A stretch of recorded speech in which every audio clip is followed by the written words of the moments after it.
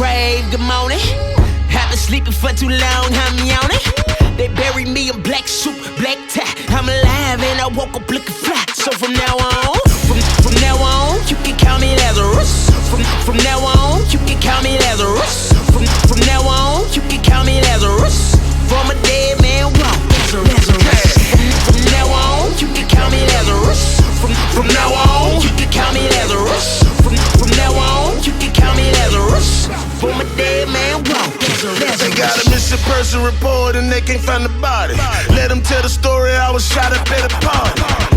Or was I high speeding on a bike? Head on to a truck, high speeding through a light.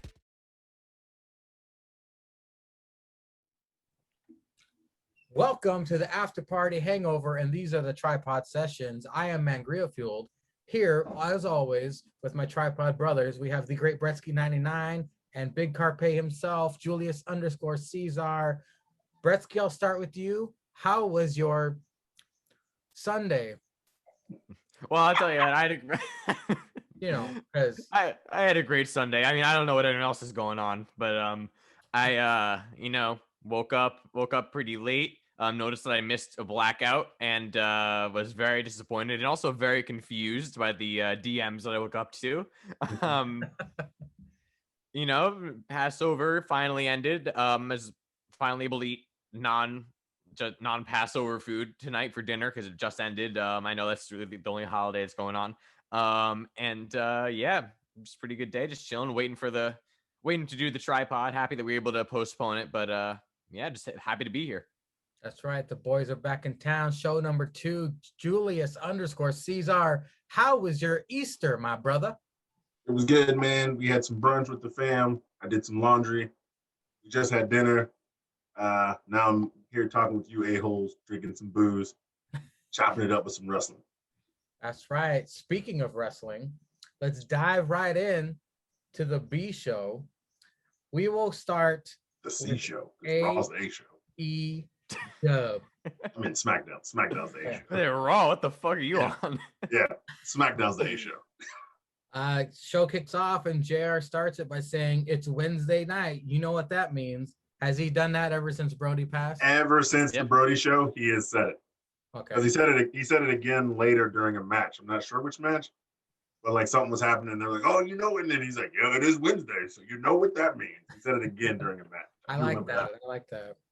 We kick it off with the debuting Christian Cage versus Frankie Kazarian, 2 in-ring veterans. We got the "You Still Got It" chants from the crowd. Way too early, by the way. JR said, that is vintage Christian Cage right there. Was he sticking it to Cole? I don't know. Yeah, maybe so. Great wrestling match by 2 veterans. Kazarian using the crossface chicken wing. Shades of Bobby Backlund, JR says. Bobby Backlund. Top rope Spanish fly by Kazarian, known as the flux capacitor. It gets a 2.5 count. Christian nails a frog splash, gets a 2.5 count. Christian does win with the kill switch. Gentleman, Caesar, what did you think of this opening match of Dynamite? I thought it was really good for a guy who really hasn't. That's his second match back in what, 7, 8 years? 7 years. And first real match, technically. Yeah, first real match. I mean, the Rumble's the Rumble. You just got to be in shape. He didn't look super blown up at the end for a 40-something-year-old guy out there. But yeah, chopping it up with Kazarian, who they've had many TNA battles, if motherfuckers didn't know. They've had some classics. They've had some fucking classics. Couple ladder matches. I think Kazarian won most of those until like Christian became the heavyweight title holder in TNA. But no, gave him like 15 minutes too. I was like, Jesus Christ, this match is getting long as fuck. I was like, all right, I can get into this because it was a good ass match. I thought it was good. The right guy obviously won. Gotta give the man at least his first victory. He did it with somebody who he's had many matches with, so it'd be comfortable for him. 2 in-ring veterans. It's hard when you get 2 workers. Like, these guys may not get like all the glitz and glamour of being the top guy when they were the top guy, but it is hard to outwork both of those guys. Like, if we're just talking about working, it's hard to outwork those 2 guys. So great match. I enjoyed it. Yeah, because Bretsky, didn't they say that Kazarian was like 11-0 this year or something? Yeah, which I totally didn't realize, even though I've been All on watching. dark. It's all on Dark. Oh, okay. And now we get even more confusion with Dark Elevation. Yeah. Oh, Apparently that's he what won that a meant. match. He won a match with that crossface chicken wing on Yeah. Dark Elevation earlier this week. Hey, as if we're supposed to know. It's like all of a sudden he brings out a cross-faced chicken wing. It's like, oh, that's cool. Oh no, he's used that before. Nothing new. They kept saying Elevation. I'm like, was that the last pay-per-view I missed? Yeah. No, it's What like do you think about this opening match? I mean, I really enjoyed this match. I agree with everything Cesar said. I mean, I think they did everything really well. Like even off the flux capacitor, you got the 1-2, and they zoom in right in the hand, which like right there, like great camera work. Christian at points. I mean, there's some stuff that you could see. Like, was it a mistake? Was it on purpose? Like when he when he got the elbow and he fell through the bottom rope. Like I don't know if that was on purpose or not. But you can definitely see there was some ring rust, and he was a little bit nervous getting back. But shout out to Mangria's cat, by the way. But no, I mean, it was really good. And it's like Cesar said, I mean, these are two phenomenal workers of any era. The one thing I think they did wrong, not wrong per se, because I really enjoyed seeing this match, but I think AEW missed an opportunity here to have this on pay-per-view, because this is a pay-per-view quality match, I think, and it's very easy if you know the history of their TNA battles, then it's an easy kind of first feud to put him in as opposed to hot shotting him right into Omega. And it kind of like gets him back. I think I don't know when the next pay-per-view is, but I feel like this could have been really just like a nice way to get two guys who deserve airtime onto a pay-per-view card and have a pay-per-view worthy match like they had. But I'm still not mad at it. I always enjoy seeing this on free TV because God knows I'm not buying the AEW pay-per-views anymore. But yeah, no, I think that's the only complaint I had. But otherwise, great match, and really happy to see Christian back in the ring. Agreed. Following this, we get a Darby and Sting video. I don't even know why Sting was in this. He didn't say anything. But Darby was wearing a paper Matt Hardy mask. Your money doesn't mean shit to me, he says, dropping the first S-bomb of the night. Bretsky, what did you think about this weird-looking promo video? Well, it's better than seeing Tony Hawk. As much as I love Tony Hawk, he has nothing to do with fucking wrestling. Yeah. I mean, I don't know. I think this might have been one of the better ones of these weird fucking vignettes that they've done. I don't know. This is the problem that we'll run into with AEW, and that you go, especially later on in the night, because Matt Hardy came out later, and like they're in a different thing, and also with Darby and everyone, and also like I'll say that to it later. Red Velvet's in like 3 different things now, and like everyone's involved in everyone's shit, which can be good, but it just gets so confusing at times. Like, oh, that's right, Darby's feuding with Matt, but oh wait, Matt's doing this thing with the Butcher and Blade. It's kind of confusing. But I mean, I think this is fine. The fucking Matt Hardy mask was creepy, so if they're going for creepy, sure. But I mean, yeah, just kind of confused. I guess we'll see where they go with it. Well, Cesar, what did you think about these crackers and their weird ass video? Just white people doing white people shit. Every Wednesday.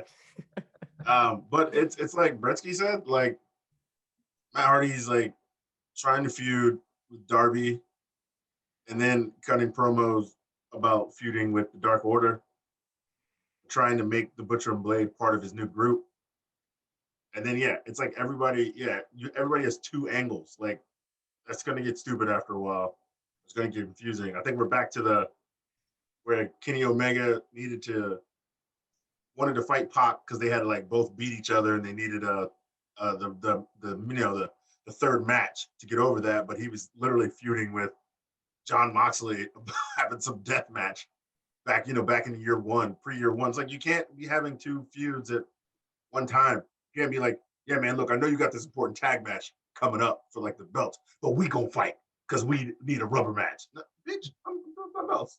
I ain't got time for you right now. I'm doing something else. I'll get back to that. So yeah, this is where it gets all bad because you're just feuding the same guys and they're all getting TV time. You could be promoting somebody up and have that space there, and then finish a feud and then move on to another feud. Well, following this, we get potty mouth Jade Cargill doing a video promo saying, "Keep talking that shit," throwing heat at Red Velvet, and she goes, "I am that bitch." You guys have anything to say about this promo? I think Jade has said shit and bitch in every one of her promos. Yep. I think without fail. Well, she is that bitch. She is that. She is bitch. that. Yeah, she does claim that she is that bitch every single time. And I think she's just tired. I think first she was tired of Brandy getting in her shit, and then Brandy got pregnant and she told her to take her ass home. And then Red Velvet's in her shit. And then I'm guessing somebody else will just be in her shit after a while. And Shaq was there for a minute. Shaq was there for a minute and he was in her shit. I keep seeing clips of that, but I never actually watched the full segment. Was Shaq a you didn't need to watch it. You didn't need to watch it. Celebrities are 0-2 doing moves on AEW. Wow. Snoop Dogg with his dive off the top. But that was so good though. But that was so good. No, it was not. It was so good. It's like those $2 fucking. It's like those $2 budget Japanese films where like it's so bad it's good.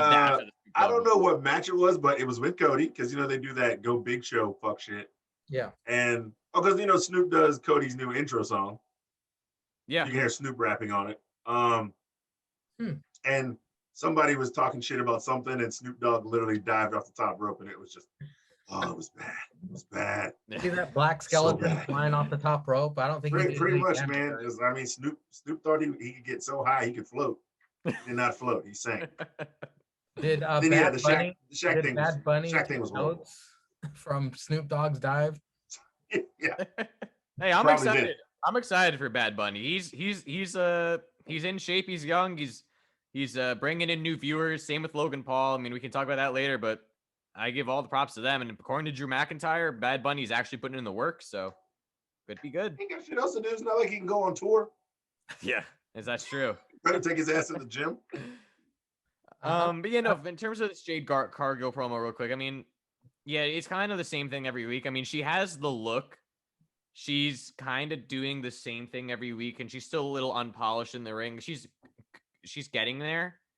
I think that the problem here is that they're pushing her to superstardom too soon because they have such a lack of superstardom in the women's division. Because when you take out the Doctor, and also get to it later, someone came back.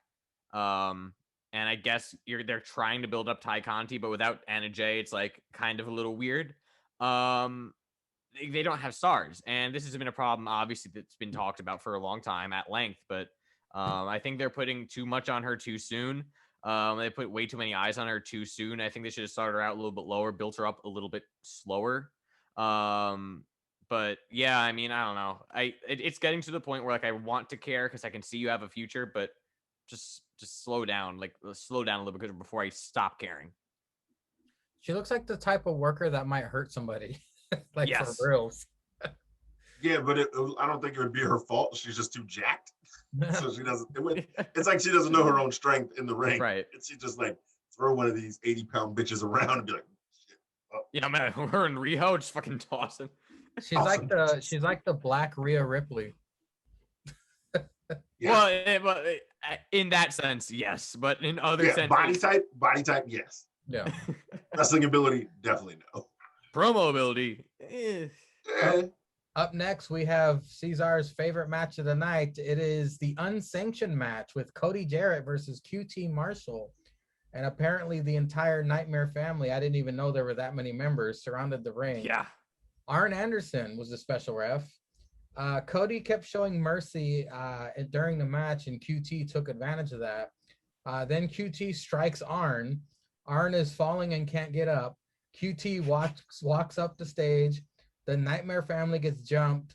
Lee Johnson gets powerbombed on the stage by new guy, Go-Go. I don't know any of their names. QT pile drives Bloody Dustin on the stairs. QT about to hit Cody's head with the chair on the stairs. But here comes Red Velvet for the save. Like you guys were saying, she's got her hands in a bunch of different pots. Cesar, what did you think about this unsanctioned match that didn't matter? It was an exhibition match. Mm-hmm. And I fast forward through it, but I rewound it when I saw Arn get punched because I was like, "That's funny." Because like it literally was like Cody said, I was like, "He's really not going to hit this dude," or like they're not going to have like a real match, and it was going to be some waste of time to fill in for a feud or something. But now it looks like QT's got his own faction, I guess. So I'm fine with that. But yeah, punching Arn's always good. But yeah, Fucking Red Velvet coming out here for no. Bitch, what you got here for? What you out here He's your friend. He's your friend. You better fuck around. Brandy know Cody got a chocolate weakness. Don't be out here trying to bring up a happy home. They got a kid on the way. Brandy gonna come back and be like, look, bitch, okay, you better sit down. I know what my husband like. Now I'm back. He knocked this up. He knocking you up. Bretsky, AEW is definitely faction happy. What did you think about this match? I mean, they're worse than APPW. Hey, now, hey. Hey.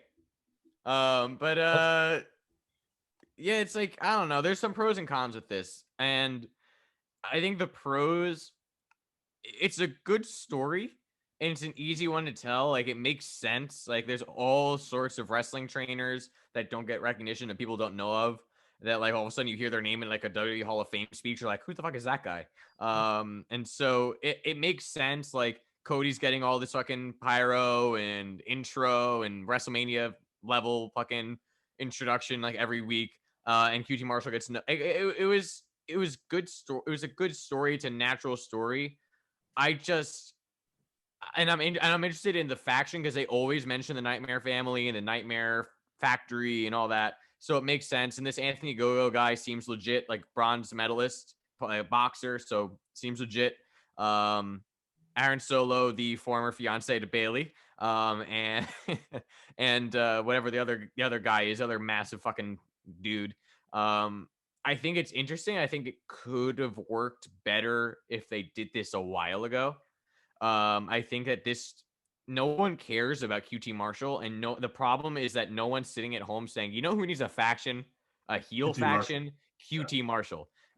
If they had done this a little bit ago, when like the night when he was teaming with Dustin, and they were like all of a sudden like getting some title opportunities, and they were kind of getting hot, then it would have made more sense. Because this was good. Like when he pile drove Dustin onto the fucking steps, I was like caught off guard. Like I was like, oh shit, like this motherfucker got pile driven onto the steel steps, which apparently, according to JR, are 500 pounds. If they had pulled the trigger on this a little bit earlier, like a couple of months earlier, it would have been way more effective. But yeah, since then they've had way more factions get involved and a whole bunch of other shit, and also now Red Velvet's in 2 different stories. So it's good. It could have been great. So I think they dropped the ball on it to start. But I'll see. I guess we'll see where they can go. But if they'd done this a couple months earlier, it would have been way better. Yeah, it would have been better if they'd done this like after the bunny turned on them. Yes. Turned on him. Like she took all his money and fuck shit, so it gives him a reason to be in a funk. And he's just like, "What, man? I'm out here supporting you guys every week, and you fuck boys just keep leaving me behind to clean up your dirty work." It would have been a way more progression of like him turning heel, like having a reason behind it. So I do agree with him there. Like it would have been better for that to happen then. But maybe the guys weren't ready, so they just kind of like pushed it off to a back burner and stretched it out for like a month. But yeah, it would have been better for the center. After a brief Scorpio Sky and Ethan Page promo, we get Red Velvet interviewed, then attacked by Jade Cargill. Then we get a John Moxley promo video. Do you guys have anything to say about those 3 quick promos? Moxley mad. For that promo, Moxley mad. The Jade Cargill thing, that sounded like a very stiff bump onto those things, whatever the fuck she got thrown into. That sounded painful. Or whatever. Yeah. And also, why is Scorpio Sky turning heel on fucking Dark? Because according to them, this happened on Dark, where he like did some heinous thing to one of the Sydal kids, and so he's like, "No, he turned heel on Darby." Oh, that's right. No, I forgot about that. The problem with Scorpio Sky is they're so stop-start on him. He would have been such a phenomenal babyface to have at the top of the division, but all right, now I guess they're not, and now he's in a tag team with Ethan Page. Like, stop making tag teams. This again, it's tried and true concept. 2 guys feel like they're getting disrespected, put together, make a tag team. But fucking calm down with the tag teams. In back-to-back segments, we got a new faction and a new tag team. Calm the fuck down. Cesar? Yeah, Jade Cargill just beating people up. She's that bitch. They could have did this all in one segment. She could have just been like, "I'm that bitch," and then cut her promo after she beat up Red Velvet. So Yeah. that could have saved some time for something else. What was the third thing?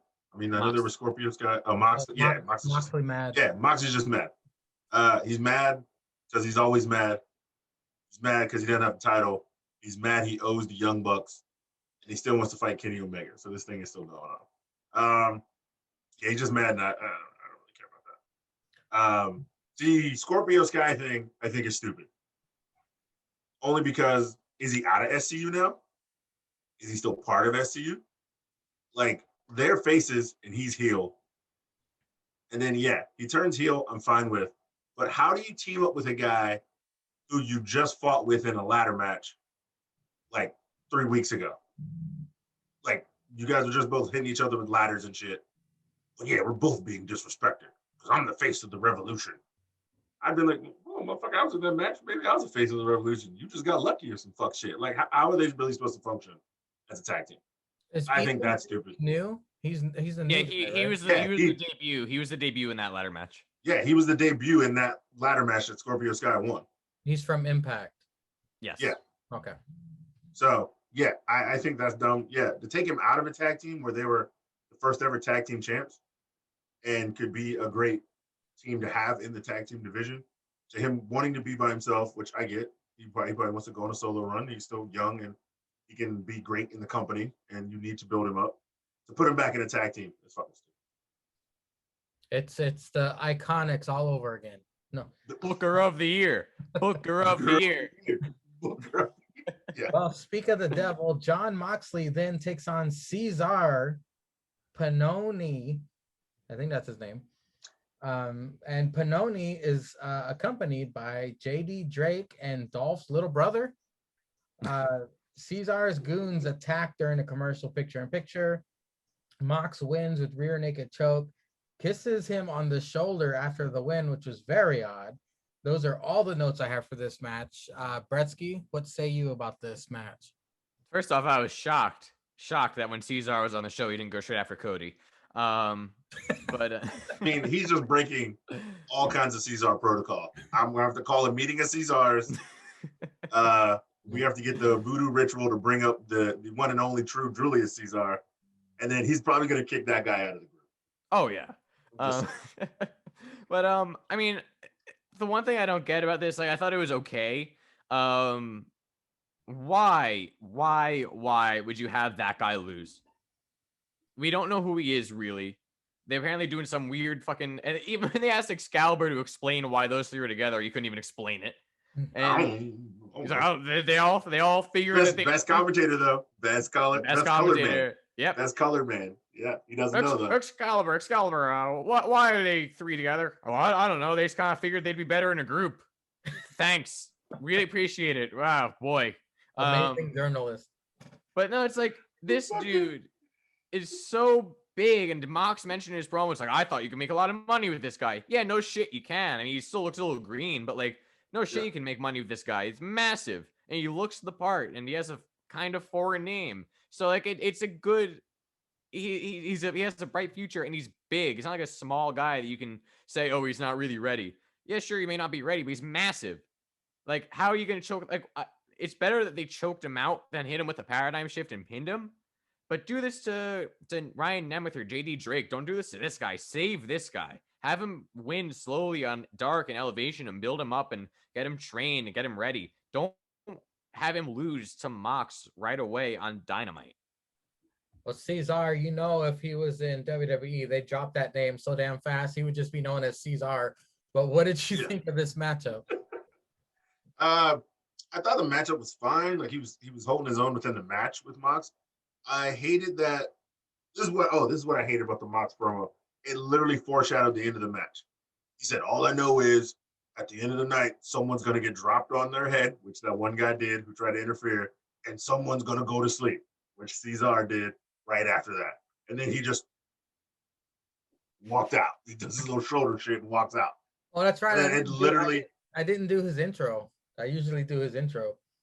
yeah, you do really stretch out the I think you could hear Justin Roberts taking a breath before he did it on this one. Yeah, he breathes deep into the mic. Yeah, every time, and when he does the North Carolina, he's got to take a breath for that. But I mean, yeah, I think Mox just knew it's coming. It's like he's going through the motions of just fighting these random guys. Yeah, why are these random guys fighting Mox? Why, when you come into a company and the best booker's there, hey boss, who am I fighting tonight? Oh, the ex-champ John Moxley, who only has 2 losses to the current champ. That's it. Nobody else has beat him. Excuse me? Excuse me, motherfucker? That's my first match. I gotta go out here and take this L. I can't go to the payout window on my first match. Yeah, why are you just getting like Mox out here beating these guys in like 7 minutes? So I'd rather him like talk for 5 minutes. Have a crazy promo where you're just getting mad. He wants to hang out with Eddie Kingston with a broke leg and drink beer, beat up the Good Brothers with a chair. I'd rather him do that for 5 minutes. I don't need to see that. Well, following this, Team Taz, Trouble in Paradise, perhaps. Ricky and Cage butting heads, and then I noticed at the beginning of this and at the end of this, Ricky was sitting like a proper woman, like. Yeah, yo, He was fuck what you heard. He's so great. That dude is straight out of prison. That dude went to prison. Someone got to that guy. But Cesar, what do you think of this Team Taz promo? Yeah, this is just leading up to Starks and Cage. Yeah, okay, let's get it. I don't think it stretches 2 more months to a pay-per-view. I'm assuming it's 2 more months to the next pay-per-view. I'm just gonna assume. This is gonna lead to it, and Taz is probably gonna cheat to make Ricky Starks the FTW champion, and Brian Cage will probably leave and go face because he respects Sting now after that street fight. I don't understand that stupid shit at all either. But yeah, I mean, Ricky Starks needs something. That dude is entertaining every week. He's got that Randy Orton, the little things, little things that he does. Yeah. Even when he's talking, even when he's like downgrading Sting, he's like, "Listen up, Stinger, man." Like, who talks like that? Who talks like that? You're gonna get hurt, old man, by me. Absolute. Yeah. Dude, that dude kills it every single time, and he's great in the ring. So yeah, you need to give him some props. And he keeps taking L's. Give that man some wins. Give him the respect he deserves. I'll never forget the time that Darby had the tacks on the bottom of his skateboard, and he pounced on his back, and the look on Ricky's face. But Bretsky, just know that every time you see pretty Ricky Starks sitting like a proper woman, I'm at home popping for that. But what did you think of this funny little segment? Oh my god. Yeah, I mean, all I'll say is that people with the last name Stark or Starks in professional wrestling have bright futures, because Ricky Starks is a megastar waiting to happen. As we've spoken about many times. The dude, everything he does everything right. He single-handedly turned Team Taz around when he joined in, because with just Taz and Cage, it was okay. Then they did the FTW bullshit, and it was kind of lagging. And then Ricky Starks came in, and it's elevating. I don't. Cage is so good, and he's so vicious. Like, I feel like the turn on Taz makes sense. Like, but why would it be with Ricky and not with Will Hobbs? Or, excuse me, Powerhouse Hobbs. Like, I feel like that is what the inevitable buildup should be too, and not him and Starks, because like Hobbs looks like a star. Like, all 3 of those guys are stars. Like legitimately, like Cage proven himself before in Impact. He is a stud. Starks continues to prove himself, does all little things, entertaining as hell, great in the ring. And Hobbs is the future star that hopefully they will not do wrong by. But I just don't understand why all of a sudden Brian Cage is like, "Oh, I respect you, Sting." Like, I agree. Like, it was a stupid thing, just like out of the blue. Like, the first time he really says anything other than "fear the path of Cage," like that's what he says. He still has that FTW title, doesn't really mention it even anymore. Like, I don't know. Like, the promo was good, but like weird. I don't know. I'm scared for how it's gonna turn out with the turn. I'm also kind of interested if they're doing like a Shield route where you thought it'd be Ambrose turning, you thought it'd be Reigns turning, all of a sudden it's Rollins. Like maybe Hobbs is the one who turns. I don't know, but no matter what, all three of those guys will hopefully be okay because they're all of them are too good not to be. And then there's also Hook and Taz. Cage, You can't make money. You Cage, can't the make one money that with those keeps guys. doing this. Who better? Yeah, who better? Yep. Who better? Okay. Better. Straight from the island. Who better? Has Taz's son wrestled yet? No, he's like literally in training. Yeah. Like it's funny because Cody mentioned it. Like he's training with Cody. Yeah. So he's in the Nightmare Academy. Okay. So he's training with Cody. Well, I'm gonna go by these next two segments real quick. I'll get all of your thoughts. The first segment was my favorite segment of the night. The second one, not so much. But okay, let's start from the top. MJF and Pinnacle. The gift that MJF got Pinnacle was a new stylist for the team. But lo and behold, Inner Circle was hiding in the bathroom when MJF opened the door. He closes the door and says, "We got to go." But Jake Hagar was at the door, preventing them from leaving. A brawl ensues. Sammy takes out Spears. Hagar takes out Wardlow. Santana and Ortiz take out FTR. And then Jericho puts MJF's head in the toilet. Then he puts MJF's head through the soda fridge, then dumps the bubbly on him. Inner Circle reclaim their dressing room. Following this, the Young Bucks were interviewed. Don Callis interrupts. He talks to Matt Jackson, says he broke Omega's heart, slaps him. Matt grabs him, then calms down, and Don calls him pathetic. Cesar, what did you think about these two segments? I thought they were both really good, actually. Well, obviously we will talk about it. When you watch BTE, they linked shit in there. Yeah. To the show, and yeah, I like how Nick Jackson is always like he'll never change. I think he just goes along with what Matt does. Because Don Callis was even like, yeah, the grown-ups are talking. You get out of here. You get out of here. Ain't nobody talking to you. Grown-ups are talking. It's like I was just like, what half of the team though, bro? Like you really can't. Why are you just talking shit to Matt and died? So I thought that was pretty funny. But yeah, he's like, where's that young buck? What are you gonna do? Go count your money. Go count your money. Get out of here. You ain't the real Young Bucks. You know, you ain't the one Meltzer wants to suck off 85 times a night. Y'all ain't real. Of course, we knew this was gonna have to come with the previous segment. This is gonna have to come. The Inner Circle was gonna have to come back in Reclaim. So I guess they're back 5 deep now. Sammy's all forgiven. This is gonna be great feuds. I think everybody is paired up well. MJF versus Jericho, which we saw, but it wasn't like a real hate each other kind of saw. It was like, you beat me, you get in. So there wasn't really like a fight kind of feel. This also could lead to another Stadium Stampede type 5-on-5 fuck shit match, which are great. The last one was great with these two guys. I have no problem with that.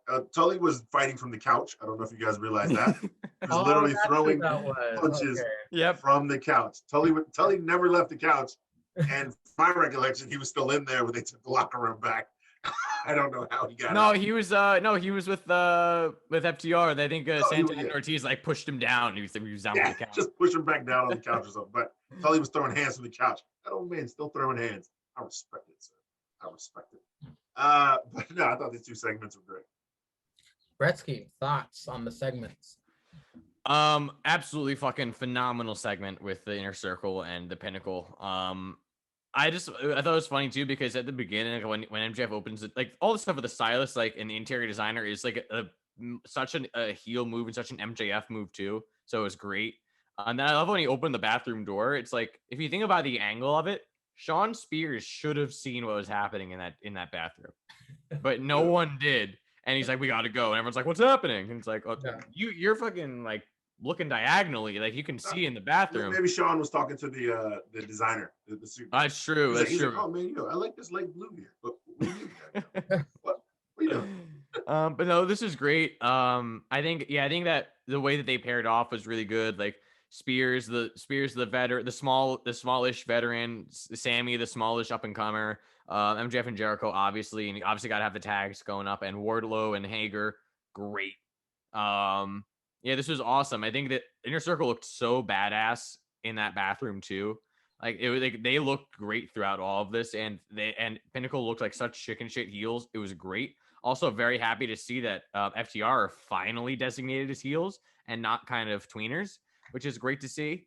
Then with the Young Bucks one, I mean, whatever. I mean, Don Callis' promos have kind of like tailed off a little bit, to me at least. But I mean, it was okay. It was, you knew inevitably you'd be like, oh, they've replaced you with the Good Brothers. Oh, like, are you gonna side with Mox? Are you gonna turn? Oh, it's crazy. I mean, it was okay. I mean, I didn't mind it. I didn't hate it. I didn't love it. But absolute mega props to Inner Circle and Pinnacle. That was phenomenal. My favorite segment of the night. And next is my favorite match of the night. Every week on Dynamite, there's always that one match that's taking notes worthy, and this was it. It was the Lucha Bros and the Laredo Kid versus Kenny Omega and the Good Brothers, with Don Callis, of course. Laredo and Phoenix leap onto them before the match even starts, and then they triple super kick to Omega. That was crazy. All three high flying attacks to start. Big Doc Gallows, though, derails their momentum. Gallows, Anderson, and Omega do a triple stacked body splash onto the poor Laredo Kid. Phoenix nailed a double cutter to Anderson and Omega. That was pretty sweet. Phoenix, he's just the best fucking wrestler in AEW. Damn, he's good. Triple team attack on Phoenix. Anderson hits a Claymore to Phoenix, but Phoenix kicks out. Oh, they called it a strong kick. Laredo hits a hell of a suicide atomico to Kenny on the outside.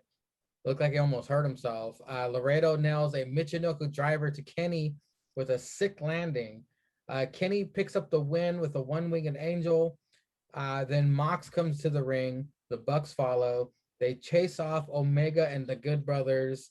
Bretsky, what did you think about this pretty damn good match? Not match of the night. Christian Cage and Kaz had match of the night to me. I think this one was okay. I didn't think it was phenomenal. I didn't think it was bad. I think it was a little too much of a clusterfuck. At times, I think that like it was weird. It was just odd having Kenny look so vulnerable. Like obviously you want him to look vulnerable, but like I think he looked a little bit too vulnerable as your champion, albeit being a chicken shit heel, because we all know how good Kenny Omega is.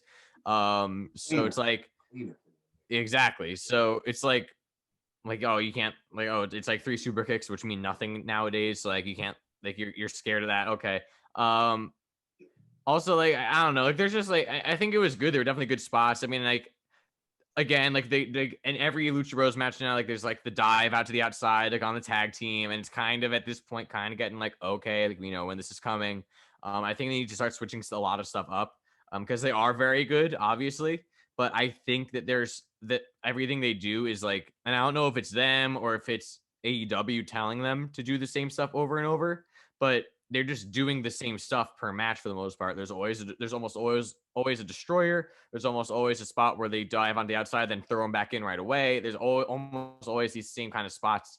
So I think it was good. I think that that Lucha Bros needs to start changing things up a little bit. Also, randomly mentioning that Kenny's the AAA Mega Champion again. But they bring it up whenever they want.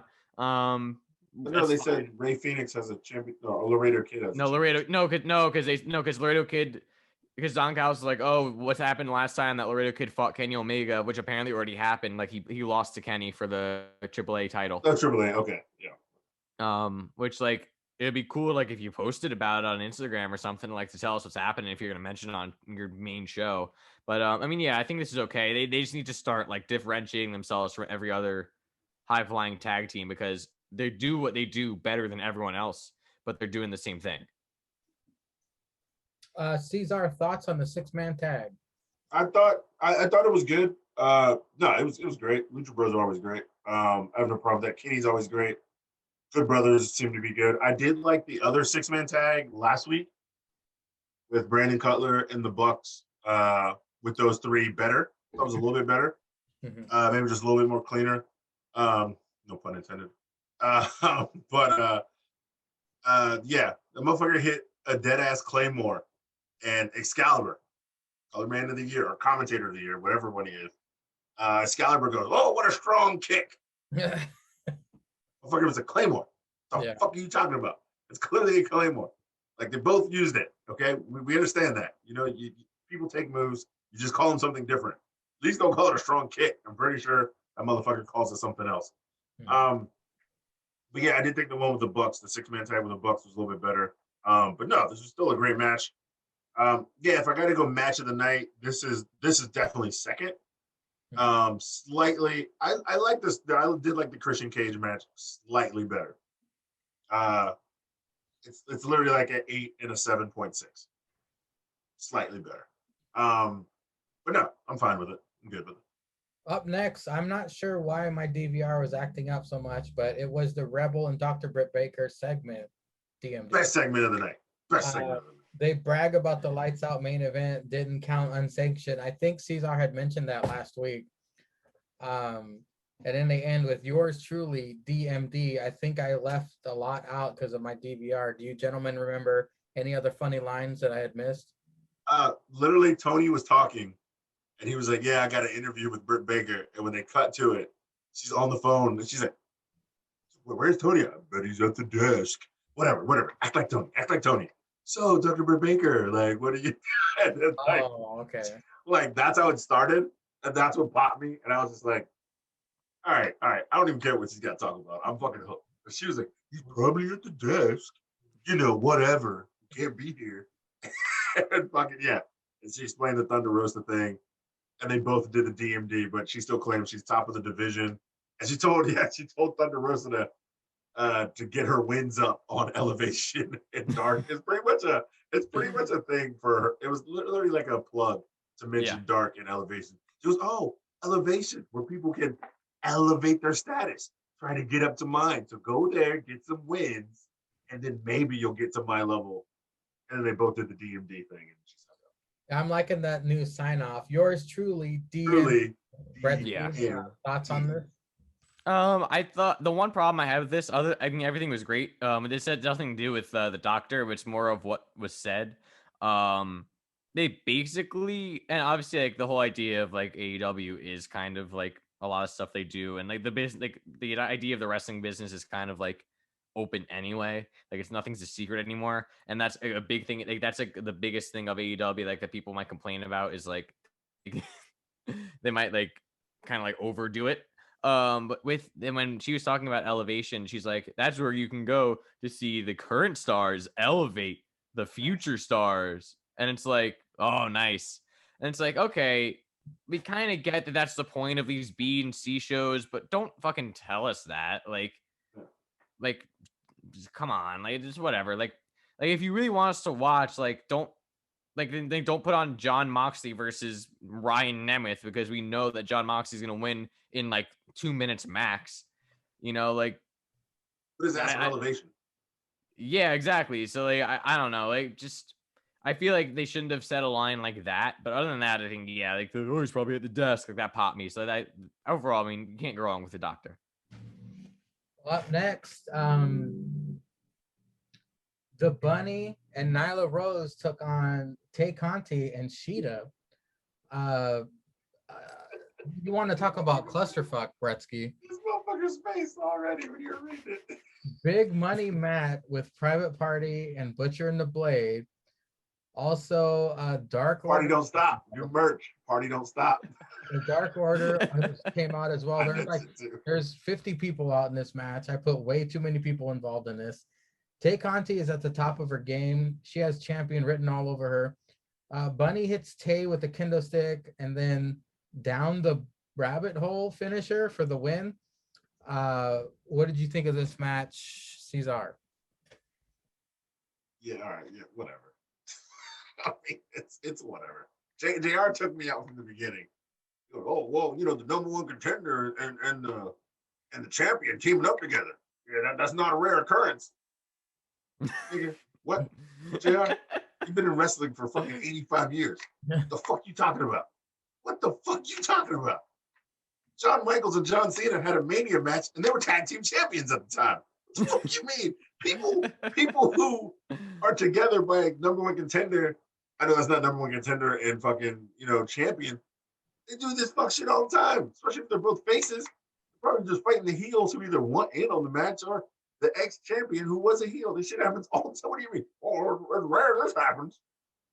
Shut the fuck up. Shut the fuck up. Jesus Christ, JR. Quit being sassafras and use your 85 years of knowledge to fucking be JR. If you're gonna be this stupid, just talk about mules and how hot women look at ass. But Tay Conti gets better like every week.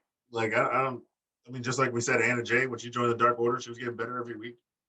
Yeah, Tay Conti looks like championship material. Yeah. Vince is stupid for getting rid of her in NXT because she's money. Nyla Rose is always going to be Nyla Rose. Yeah, the bunny is way, way, way green. Yeah. Which is sad because she's been there since year 1 or year 0. So she needs to be getting some training, get up in that ring, get her silly ass on Dark instead of in Elevation, instead of on AEW. I do like that he's not breaking kayfabe on Twitter or Instagram, talking all that cash shit about the bunny. But yeah, other than that, yeah, this was a clusterfuck. But I think we can all agree that the star of the show was Tay Conti's wedgie. But Bretsky, before I get to your thoughts, let me just get this nothing thing out of the way. I'll let you comment it on as well. Jurassic Express backstage promo video. Marco Stunt has a Kong tattoo, and Luchasaurus gets upset. Okay, Bretsky, what were your thoughts on the female tag match? You mean your favorite wrestler? Your favorite wrestler? Yeah, I say one of the members. Don't call Cody my favorite wrestler. Marco Stunt is your favorite wrestler of all time. When was the last time he wrestled? I haven't seen. Probably. Oh yeah, the fucking Elevation. Yeah, there was a 6-man. No, it was a 6-man tag like last week they were in or some fuck shit. Oh, okay. That must have been at the beginning. I missed that. Maybe it was 2 weeks ago.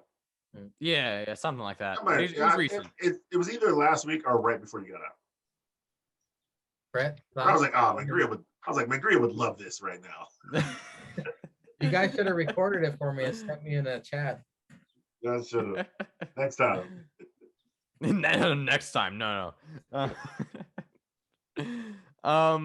Yeah, so I kind of skipped through this match a little bit, especially because I had it on TNT's website, and like I don't fucking give one shit about this match. I did wait for the entrance. I do if there's one way to make Hikaru Shida's bullshit stupid fucking entrance any better, it's to have Tay Conti out there. But yeah, all I took away from this was same thing. Way too many people. Why is Matt Hardy doing 15 million things? Also, the whole idea of I think Matt Hardy's, and because he has so many good gimmicks in the past, he's just resting on his laurels to me. Like to bring back the big money Matt. Like I understand keeping the broken gimmick, like that makes sense, but bringing back the big money Matt, like dude, come on. We've seen this before. Like we've seen this. Obviously, it was on Impact, so it might not have been a big a thing. But come on, come up with something new. Stick with the broken. I don't know. Just it's not. It's just lazy to me, and I don't know. It takes me out of it a little bit. But other than that, like too many people still don't give a single crap about Nyla Rose. Bunny is too green. Too long of a finisher name, but I appreciate the pun of down the rabbit hole. I agree. Tay Conti looks better and better in ring every week. She should be number one contender. I wish they did more of her being number one contender, like and getting the wins on Dynamite and not on Dark. But nonetheless, what else? What more can you ask for? I don't know why they fucking pinned Ty out of all people. I don't know why the faces would lose in the first place, but I don't know why they. 50-50 because she beat Nyla Rose. Yeah. But it's like, I don't know. It's weird. It's all, and I guess it's a bunny. He's now part of the Matt Hardy family, whatever it is. But yeah, I don't really care. And then I cringed so hard at that promo right after because Jungle Boy cut one of his worst promos. It was just monotone, and then it's like, and then Marco Stunt his high pitched voice. Oh, look at this. I got a tattoo. Oh, I got a tattoo. Ooh, is that Kong? Shut up. Shut the fuck up. That was so. I just want to remind us of what we're fighting. Oh, we're the dinosaurs. Shut the fuck up. You're not making yourself any more likable because fuck Marco Stunt. God damn. Get it right. Marco Cunt. Right. This is so fun. Poor Jungle Boy. Poor Jungle Boy. God damn. Well, gentlemen, we have reached the main event of the night. It Poor is Jungle Boy. the Arcade Anarchy match. Now, online, I read some horrible reviews for this match. I think it's because I've been. What are you doing on Twitter? Get off Twitter. I've been deprived of wrestling for 3 months, so I was overly positive in all of my notes. So let me just. No, this was a good match. Let me vomit this out. Yeah, that's pretty good. Let me vomit this out real quick. Kip and Miro with Penelope versus Orange Cassidy and Chucky T with a new song. We don't hear. Just gonna say that. Did you see how hot Penelope looked? She looked really good. Yeah. I don't understand that either. I don't understand that new song. That was like the most popular song in the entire. Yeah. How they get the licensing fee for that? Whack-a-mole game gets used a lot. Miro suplexes Chuck through barricade. Come on, Charles. Come on, Charles. He yells at him. 5 more times, by the way. Miro beats down Orange Cassidy in the ring, chair and turnbuckle. They continue to get and use weapons off of the prize board. No cookie sheet? Nobody had tickets. No cookie Nobody sheet. had tickets. Chair. Yeah, no cookie sheet. You're right. No cookie sheet. Trash can lid. Orange Cassidy and Chuck bury Miro in tables and objects. That's a box of gimmicks, JR says. Chuck grabs a teddy bear and pours out Legos on the mat. Of course, the announcers lose their mind over this. You ever step on a Lego, JR? Kip sit down power. Takes me back to the 90s. Chuck onto them. Kip kicks out of Orange Cassidy's beach break. Penelope pulls out Aubrey, preventing the 3 count. Kicks Orange Cassidy in the nards, and then lo and behold, we see the return of Chris Statlander hiding in the. Hold on, I gotta turn the page. Hiding in the Blackheart Claw Machine game, which is funny because in the Royal Crumble match when Chris Statlander came out, I was like, "Isn't she still injured in AEW?" Oh well, when APPW, she's fine. I remember that. Yeah. As soon as she came out, I thought of that. I was like, God, what timing? Chris. Oh, the dill pickle promotions popped me twice. Oh yeah, popped me twice. Chris Michinoku drives Penelope through the air hockey table from the apron, taking her out. Miro attacks Chuck and Orange Cassidy with a chair, and then who pulls up in her van? Everybody's favorite. It's Sue, and Trent gets out. And they triple team Miro. Miro heads to Sue. This is nothing but disrespect, guys, JR says. Miro picks up a hollow Mortal Kombat 2 arcade game to attack Chuck. Super hollow. Running power slams Kip through table off stage for the win after Trent puts Miro through a table. You got to give the people what they want. We finally get the line, Cesar. And then Sue gives the Terminator 2 thumbs up from the van. Bretsky, what did you think about Arcade Anarchy closing out this week's Dynamite? So I had fun watching this, honestly. Like, I mean, there are a couple of points, but like I had fun, and I just wish the same thing with the Doctor versus Thunder Rosa. I just wish that I cared. Like, this is all because fucking the Miro and Kip are now gamers, and they want to take shots at WWE for banning Twitch. And this is why this match is a thing. And it's sad because this is a good match, and Miro looked like a fucking killer. And Kip had his spots, and Orange Cassidy had his spots, and taking away what I said last week about the gimmick. Orange Cassidy looked great. Again, the gimmick is dead, but he looked great. Chuck D looked great. Penelope looked great in 2 ways. But I was concerned for her, excited for us that when she got Michinoku Driver that a titty was gonna pop out. But it looked like it was close. But honestly, like, a couple of things that I took away from this. I love how they brought up on commentary, like, oh, he didn't have 20,000 tickets for the chair, JR. That was pretty funny. I I don't know if you guys remember this. A couple of years back, I was actually at the SmackDown where it happened. It was like the Christmas edition of SmackDown, and it was when Otis got the ham from Mandy, and it was Otis and Tucky versus the Revival. Zenka posted that today. Yeah, that's right. Yeah. But they used Legos in that match. Oh wait, did they? Yeah, and there was absolute outrage from the AEW marks. Like, oh, you're gonna use Legos instead of tacks. Oh, and now AEW use Legos. Whoa. AEW's Legos are much more hardcore than WWE's Legos. Which is that just annoyed me. It's like, God, shut. Next thing you know, the Lincoln Logs. Shut the fuck up. Like, come on. They both use tacks. Yeah, they like it or you don't. I thought they both use Legos, whatever. Miro looked great. Chris Statlander coming out of the UFO machine was fucking hilarious. I thought that was great. Trent question mark coming back, looking better than ever, getting the kiss from his mom. Always love that. He looks great. And I also like how they brought him back and they didn't have him immediately take out Miro and Miro still beat him up, because that does good for Miro, even though he's a part-timer apparently. I just enjoyed it. I was just like happy to watch. I just had fun watching this, which I haven't able to say for a lot of AEW shows, but I just wish the circumstances were better. I wish I cared about Orange Cassidy's gimmick and wish I sympathized for him. A lot of headshots in this match, which was really weird to see modern day. But overall, I enjoyed myself watching this. Well, Cesar, how long do you think it took them to make that hollowed out MK2 arcade machine?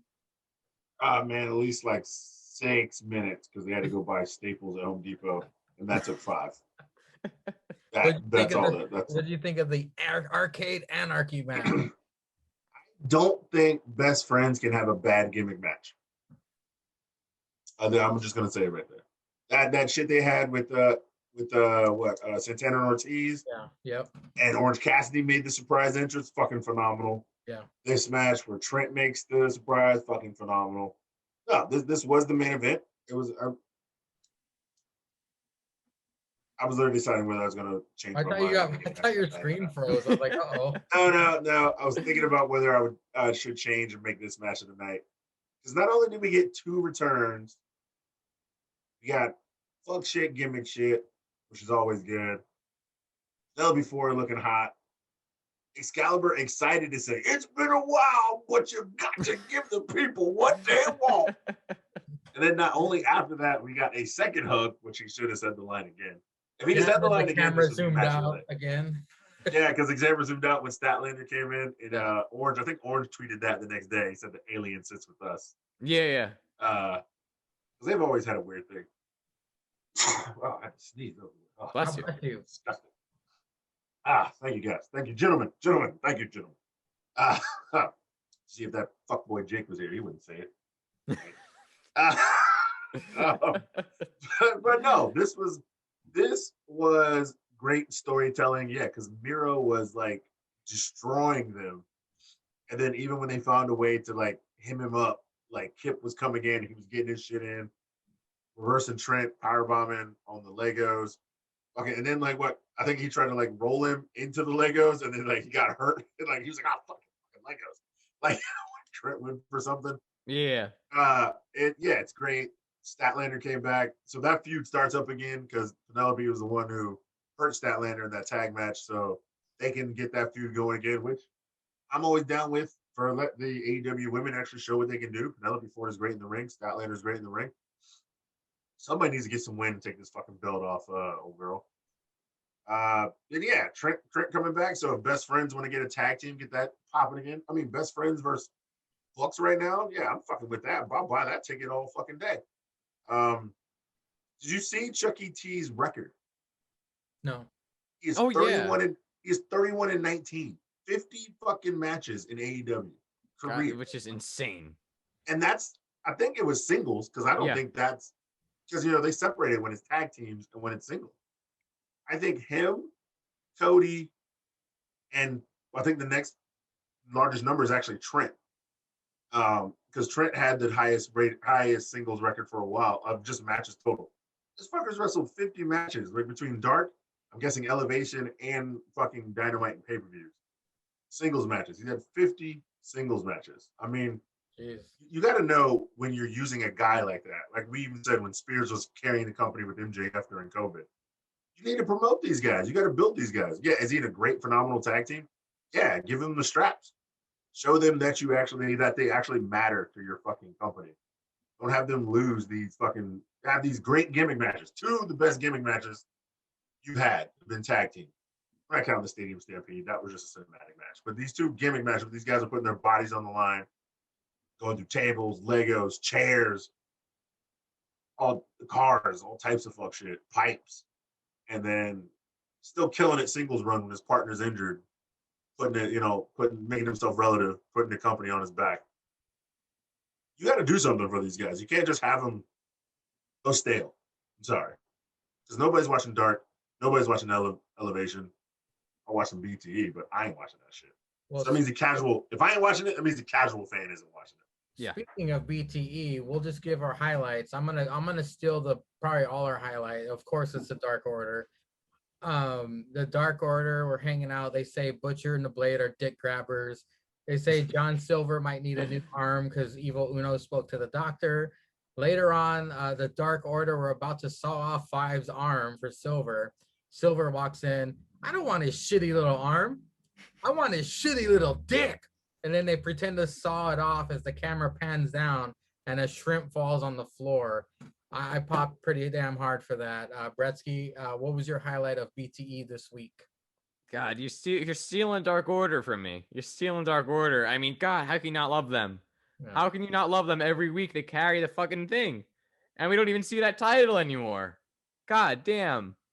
Man, the fucking shrimp fell out. Oh, I hope they never stop. Funny you say that because that's what Brandon Cutler said to fucking Young Bucks. Yeah. Yeah. Yep.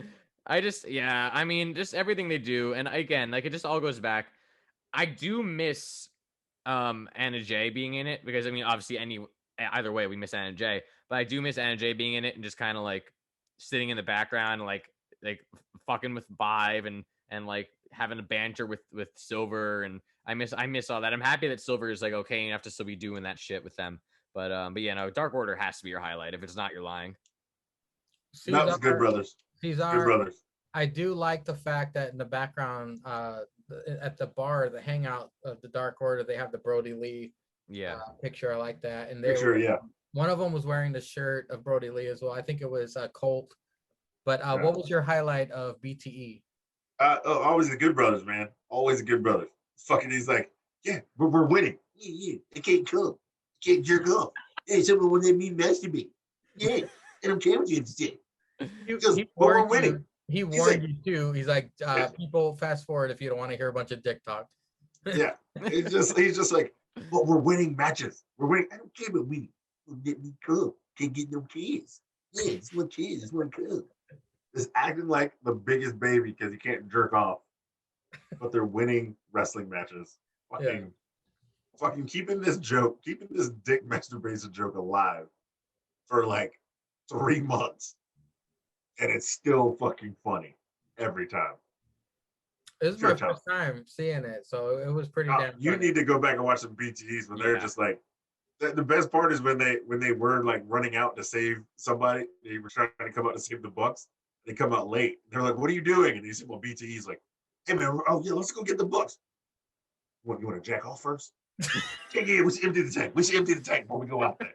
And like, they run into a bathroom. Oh my god! And then that's why they came out late. When like the Bucks were like, hey, you could have came out like 10 minutes earlier. I mean, look, man, shit happens, bro. Like we're on the way. So yeah, that's just it's fucking funny. Well, let's move on to the A show. It is in the XT. We kick off the show with Roddy Strong versus Fine Cameron Grimes. That's right, with a new song. I was shocked. I was like, what? Where's the Gaviti out of that song? Yeah, he's at it for a couple weeks. Now it's exclusively ours. Grimes presents a shirt. Grimes the System. I know Bretsky popped for that. Oh, I'm gonna buy the shit out of that shirt. Roddy had enough and attacks. Lights up Grimes with a hell of a chop. Like it was really quiet in this house, and when he chopped him, it like echoed throughout all the walls. Like I was like, damn, that looked like it hurt. On the outside of the ring, Roddy was distracted by people wearing an Undisputed Era shirt. The back and forth between these two was incredible. After an Olympic slam, Grimes pulls out a UE armband from his dick and throws it on the mat. With Roddy distracted, Grimes hits the cave-in for the win. Roddy's pissed afterwards. Bretsky, what did you think about the kickoff match with Fine Cameron Grimes? Well, I have a question first. Are we doing rest of the week this week or no? No. No. We're Okay, going well, straight to predictions after this. Well, I'll just say this real quick. Cameron Grimes. Fine, Cameron Grimes is my wrestler of the week this week because my man does it all. And it's so good to say that again. No, this is great. Just Cameron Grimes being a piece of shit, but still being the old Cameron Grimes, but rich is like that's kind of what differentiates himself from JBL to me, because JBL just went full on new character. I'm rich, which was great. But Cameron Grimes is still the same Cameron Grimes. Just everyone knows he got lucky with investing, and he's thinking that he's the biggest genius in the world. And him be like talking about like IPs and all that shit, and Grimes the system and the new song and everything with Roddy, and Roddy just having none of it. Fucking gold, absolute great. And yeah, the match was really good as well. I mean, both these guys can go, obviously. I love. I think it was a way to say that he had no intention of going anywhere near that UE armband after where it's been. I think Roddy's subtleties, the small things, getting distracted by the guys in the crowd with UE shirts, great. I think Roderick Strong has had a very underrated character development ever since the split, because everyone's obviously talking about Kyle and Adam, but no one's talking about Roddy. And I love it. And he also has a pretty good new theme. I'm very excited to see where he goes from here. And obviously, obviously it's different from Austin Theory when he quit. We'll talk about it later. But I think there's big things in store for Roderick Strong. But no, I really enjoyed this open. Cameron Grimes got a win too. Oh, my night was set. Cesar, I need to ask you: does Adam Cole have a new theme, or is he still coming out to shock the system? Actually, he hasn't come out to anything in the last 2 weeks. It's all been promos. So we got to see for him and Kyle O'Reilly, because they both never had original music. It's always been shock the system. As long as Kyle has something he can play air guitar to. Yeah, that's probably a fact. Cesar, but he probably won't be in that air guitar mood with this match. But I'm pretty sure Adam Cole will probably. I don't know, because he said the Undisputed Era is nothing without him, but I don't know. I think he said it was over too, so he might get new music. What did you think of this match? This match was pretty good. I mean, as always, Cameron Grimes got sloppy towards the end, as he always does in a long ass match. Because I know you saw that cave-in didn't even have feet, hit his chest. He kind of just like tapped his shoulder with a toe. Yeah, it was like a shitty cave. It was a shitty cave-in, Bretsky. I don't care what you said. And that disrespect. That's actually fact. That man is worth 15 times you. Wait. It's disrespect when it's fact. No, it's not fact. Yeah, he 1 foot was not on him at least. Yeah, and also that little running Spanish fly he did. He kind of dropped Roddy on his head. He didn't flip all the way over. Listen. When you're counting your money, sometimes he's counting money in the way. Yeah, let me grab this guy and do a 360 in the air, but while I'm upside down. Yeah, see, when he was going up and down, up and around with Roddy, he's probably thinking, while I'm flipping Roddy Strong, how can I flip some houses, make some cash? And he kind of got distracted. Get on HGTV right quick, flipping houses. No, but it was a great match because we all know Cameron Grimes can go when he wants to go, which is mostly it. And we all know Roddy's fucking great. Like, another guy who, like, I guess they're just hyping Kyle right now, but when Roddy comes back, he should be. He can still go for the NA title if he wants to, but he already won it. But yeah, he should be like a main event going for. Who wouldn't want to see Finn Balor versus Roderick Strong? Who wouldn't? Damn, that shit would be. If you can't get money out of that, you're in the wrong fucking business. The Messiah of the Backbreaker. Yeah, that's. I mean, plus he's the Messiah of the Backbreaker. You gotta love him. Him versus Rollins. By the way, Messiah versus Messiah. I just want to see Cesaro fight everybody because those matches. Yeah, would be just insane. like Cesaro's got to run the gauntlet of the whole SmackDown. But no, I thought this was a good match. It was a great opener. I mean, usually on takeovers when he was a tag champ, Roddy was always opening with Kyle, and it was never bad. They started off high, so you want to have a great opening match. You put fucking Roddy Strong in it, no matter who. This was a great match. Yeah. I'm gonna go over quick 2 segments because I've been waiting the whole week to talk to you guys about this. First, we get Karrion Kross video package. He's training, but right after, Walter was talking shit about Ciampa mad video package, but they announced that NXT starting April 13th is moving to Tuesday nights. I'm gonna start with Cesar. What are your thoughts on these 3? 2 segments and an announcement. So which segment was it? Wasn't Ciampa mad first? It was Walter. It was first, Karrion right? Kross video package. He's training. Walter talking shit about Ciampa video package, and then NXT moves to Tuesdays. Well, the Karrion Kross promo was good. I actually like it when he's like normal. He's not like weird whispering or when he's overhyped, like Karrion Kross. Or I don't know. It's just weird. Like this was a great video package. I still like the way he calls people Mister. I mean, it's a slight detail for that for me. He's just like, Mr. Balor, I will take you in that ring. Like it's something about that literally makes him seem like he is a little chaotic. Just the way he overhypes himself in the ring, and I like that about that. And I don't really care for Scarlett speaking whatever fucking language she's doing. I mean, she can just speak English and say crazy shit too. I mean, it's totally fine. Whatever she said in fucking whatever language she was speaking, she can just say it in English. It's fine. She's great at promos. And them two together, they know each other, so it's great promo work. I'm super pumped for this fucking Walter Ciampa mad. The ring general, Walter. Who doesn't like him? I mean, he's a great heel. He's not a chicken shit heel because he's so fucking big. He's just gonna beat the shit out of you. And that's pretty much all he said. He's like, we make the mat scared. The mat is sacred. We fucking slam people. We beat bitches up. This is what we do. And of course, if he's the general, if he's the one leading the pack, he's got to say that. He gave Ciampa his props. Give Ciampa his props. But he's like, you ain't me, bitch. I'm fucking Walter. Longest champ in this bitch right now. I'm fucking people up. You're just a low ass man thinking you can fight me, you old bitch. Like I'm fucking people up in the streets. That's what I do. The Tuesday thing has been going on, I think, 2 weeks now. Yeah, a couple weeks. 2 weeks that they mentioned it. Oh, okay. So I mean, we kind of all knew that it was coming from the chat earlier. I know Zanker brought it up early before they really started advertising it.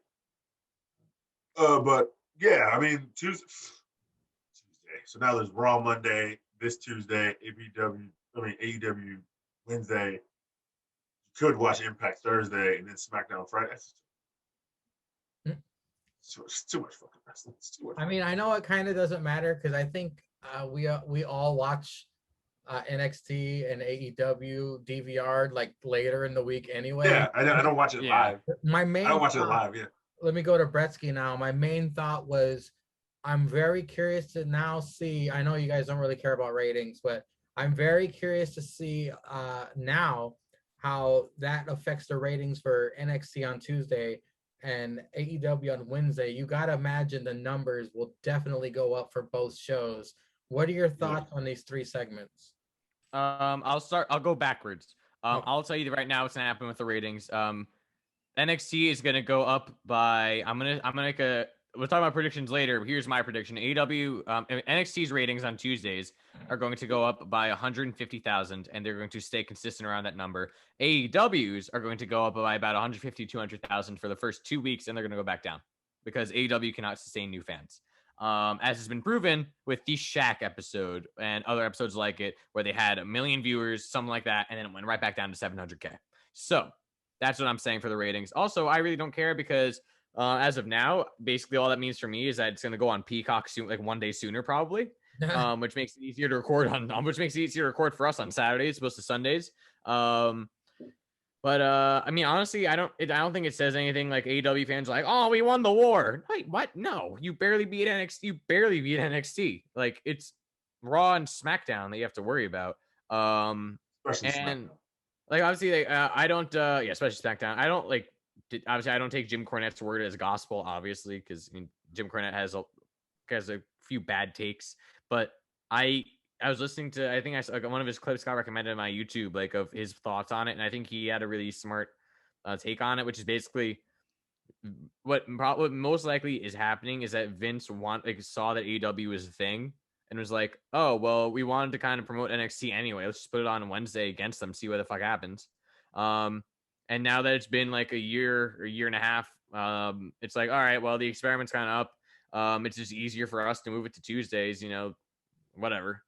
Like I don't think that Vince is shaking in his boots like, "Ooh, we got to move it to Tuesdays. We're losing the ratings war." Like I don't think that's the case at all. Um, but yeah, and also like I think Triple H said in interviews like, yeah, it's just easier for us because now we can have the fans coming from Raw straight to NXT. So just like he's like, yeah, we've seen it in the past. Like when we go on Tuesdays, we actually get more viewers, so we're good. Yeah, I'm so excited for Walter and Ciampa. Going to that one now. I think that this is an underratedly phenomenal story of a guy like Walter who just his whole idea is respect the ring, the mat is sacred.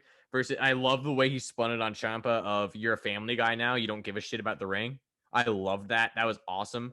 It's really hyped me up for the match. And also Ciampa Mad's promo later was great. Yeah. Scarlett in that promo was looking smoking hot. But yeah, I liked it. I agree with Cesar. I like when Cross speaks normal. I happen to like the little Mister stuff that he does. It kind of adds that. It's like it says he's basically a normal guy who can go fucking bonkers when he wants to. Yeah, I was confused when Scarlett was speaking gibberish because I thought I was just mishearing it, and then all of a sudden it's like, oh nope, it was foreign. So yeah, no, I think that this is back to back to back pretty good. Vic Joseph is hyped for the Tuesday move. He's hyped. It's like, oh, we'll see you on Tuesday. So happy you're happy, Vic. But yeah, no, I think this is fine. Okay, well, following this, the Brown Order come out. Santos issues an open challenge, and here comes Tyler Breeze. Santos versus Breeze. Santos attempted a suicide dive, but was stopped by a hell of a roundhouse kick from Breeze. Great match, but ultimately Santos wins clean with the Phantom Driver. The Brown Order get in the ring, and then here comes MSK. They run out, and then a Grizzled Young Veterans video plays, all talking about their triple threat tag team matchup. Soon to come. Bretsky, what did you think about Santos's open challenge and Breeze answering? God, I love the Brown Order. I see. This is why you guys should trust me more because I remember how high I was on them when they first started. You're like, nah, this sucks. Look at them now. Look at them now. Look how hyped Cesar you are for Santos versus Devlin. Look how hyped you are. Look how I'm doing. Here, I make this for you. Here's a slice of humble pie for you, sir. But the excitement is radiating. First of all, I called that match as soon as Jordan Devlin got back on air. I said that's the only match I want to see. Fair enough, sir. I know you gotta take your time to admit you were wrong. I was not wrong. When you said Brown Order, Santos Escobar is 1/3 of the Brown Order. He can be great, while the Brown Order can sit around and just have weird promos where they're drinking liquor, but not really sipping. Tony Montana's house. Tony Montana's house. But no, I think this is great. This is a really good promo from Santos. I mean, it's not often that you got a guy whose English is not their first language that can cut a really good promo. But this is perfectly fine. It got the point across. I really like the line about like we run the bingo. I thought that was a really cool line. Tyler Breeze coming out to accept it was cool. It was nice, and it was a nice competitive match. But this is also how you optimize time because you're able to mix the cruiserweight shit with the tag team shit at the end, which I really liked. Basically, they're combining everything. Like it's not dipping one person into two stories. It's combining two separate things into one segment, which I liked. Yeah, I like how MSK and Brown Order had no idea where to look for the Grizzled Young Veterans because they're like, oh, are they up there? Are they over there? Where are they? One Titantron. Which is funny. But yeah, I think they're both gonna have phenomenal matches at Takeover. I'm very excited for Takeover. But yeah, no, I think this is all around very, very good. Cesar, thoughts on the open challenge match? Hey, it was good, man. I don't think Prince Pretty's had a bad match. Like honestly, I don't think Okay. he's ever had a bad match, whether tag or single. I don't think the guy's ever had a bad match. Tyler Breeze is probably like new age Christian Cage. Exactly. I Like, was just he's gonna a say guy he reminds me so much of so Christian. much of Christian. He's Yeah. a guy who can work with anybody, have a great match, be in a great tag team. Except, yeah, that's the reverse. They're not winning all the tag team gold. They're barely winning tag team gold, but they're a great tag team. Um, yeah, man, he's just that dude. Like, he can go out there and have a great match with anybody and fucking work the system and be an awesome wrestler. And then he's funny as shit playing Uno on Wednesday with those other three assholes on Up, Down, Down. Uh, um, but yeah. I mean, let's not spread the disrespect. It is the grizzled young veteran, soon to be recognized. I notice he does that. The Yeah, grizzled. those And it guys, sounds so good. so good. Because Yeah. we are the grizzled young. I mean, he hits it every single time. Those dudes actually can fucking wrestle. I'm Yeah. glad they're allowed to come over because I remember they were back, before COVID, and they had to go back to whatever. I honestly don't know who's gonna win this fucking triple threat. MSK is good. We'll Grizzled discuss. Young Vets are good. We'll discuss. Yeah, the Brown Order. Brown Order is good as a tag team. They're good. I like those guys too.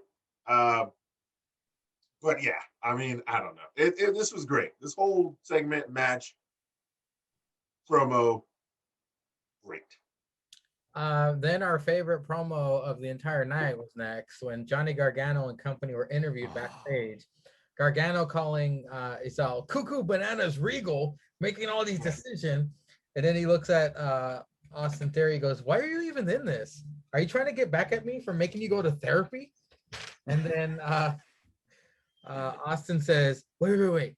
Have you ever heard of the finger poke of doom?" And Johnny said, "That kills the business." It's just so fucking funny, man. What did you guys think? Bretsky, what did you think of this You entertaining? forgot the best line. You forgot the best Yeah, line well, after that. idiots online say I killed the business too, but whatever.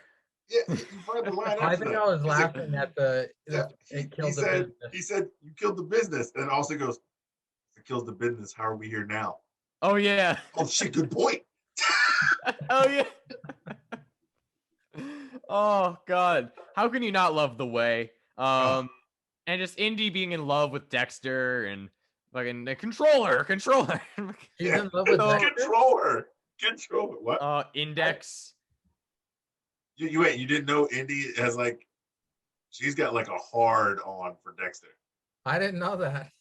Yeah. Wait, you ever noticed their Instagrams? Like Dexter just keeps leaving eyes on her pictures. Yeah, and she Because he leaves like doesn't hearts. She's like posting pictures of her like looking at him in the ring and infatuated, and he'll just leave like eyes on her picture. No, I never noticed that. That's funny. She ran the Instagram story before NXT. Yeah. At the end Oh, of it, this she is said, great. at the end of it, she's like, she was asking everybody where Dexter is and what they thought about her and Dexter. And at the end of it, she's like, I couldn't find Dexter and I left. And she walks out the door and like Dexter's like walks on screen and he goes outside looking for her. I'm just like, Yeah, we're gonna talk about Dexter a lot later on. a lot later. Yeah. This night. But yeah, I think this is great. I mean, Austin Theory, by the way, what a fucking phenomenal performer he is. I am so happy for him that he's in this because we always talked about he had the tools. We didn't know about the character. God damn. This character is great. This character is great. The fucking idiot meathead who's also phenomenal in the ring.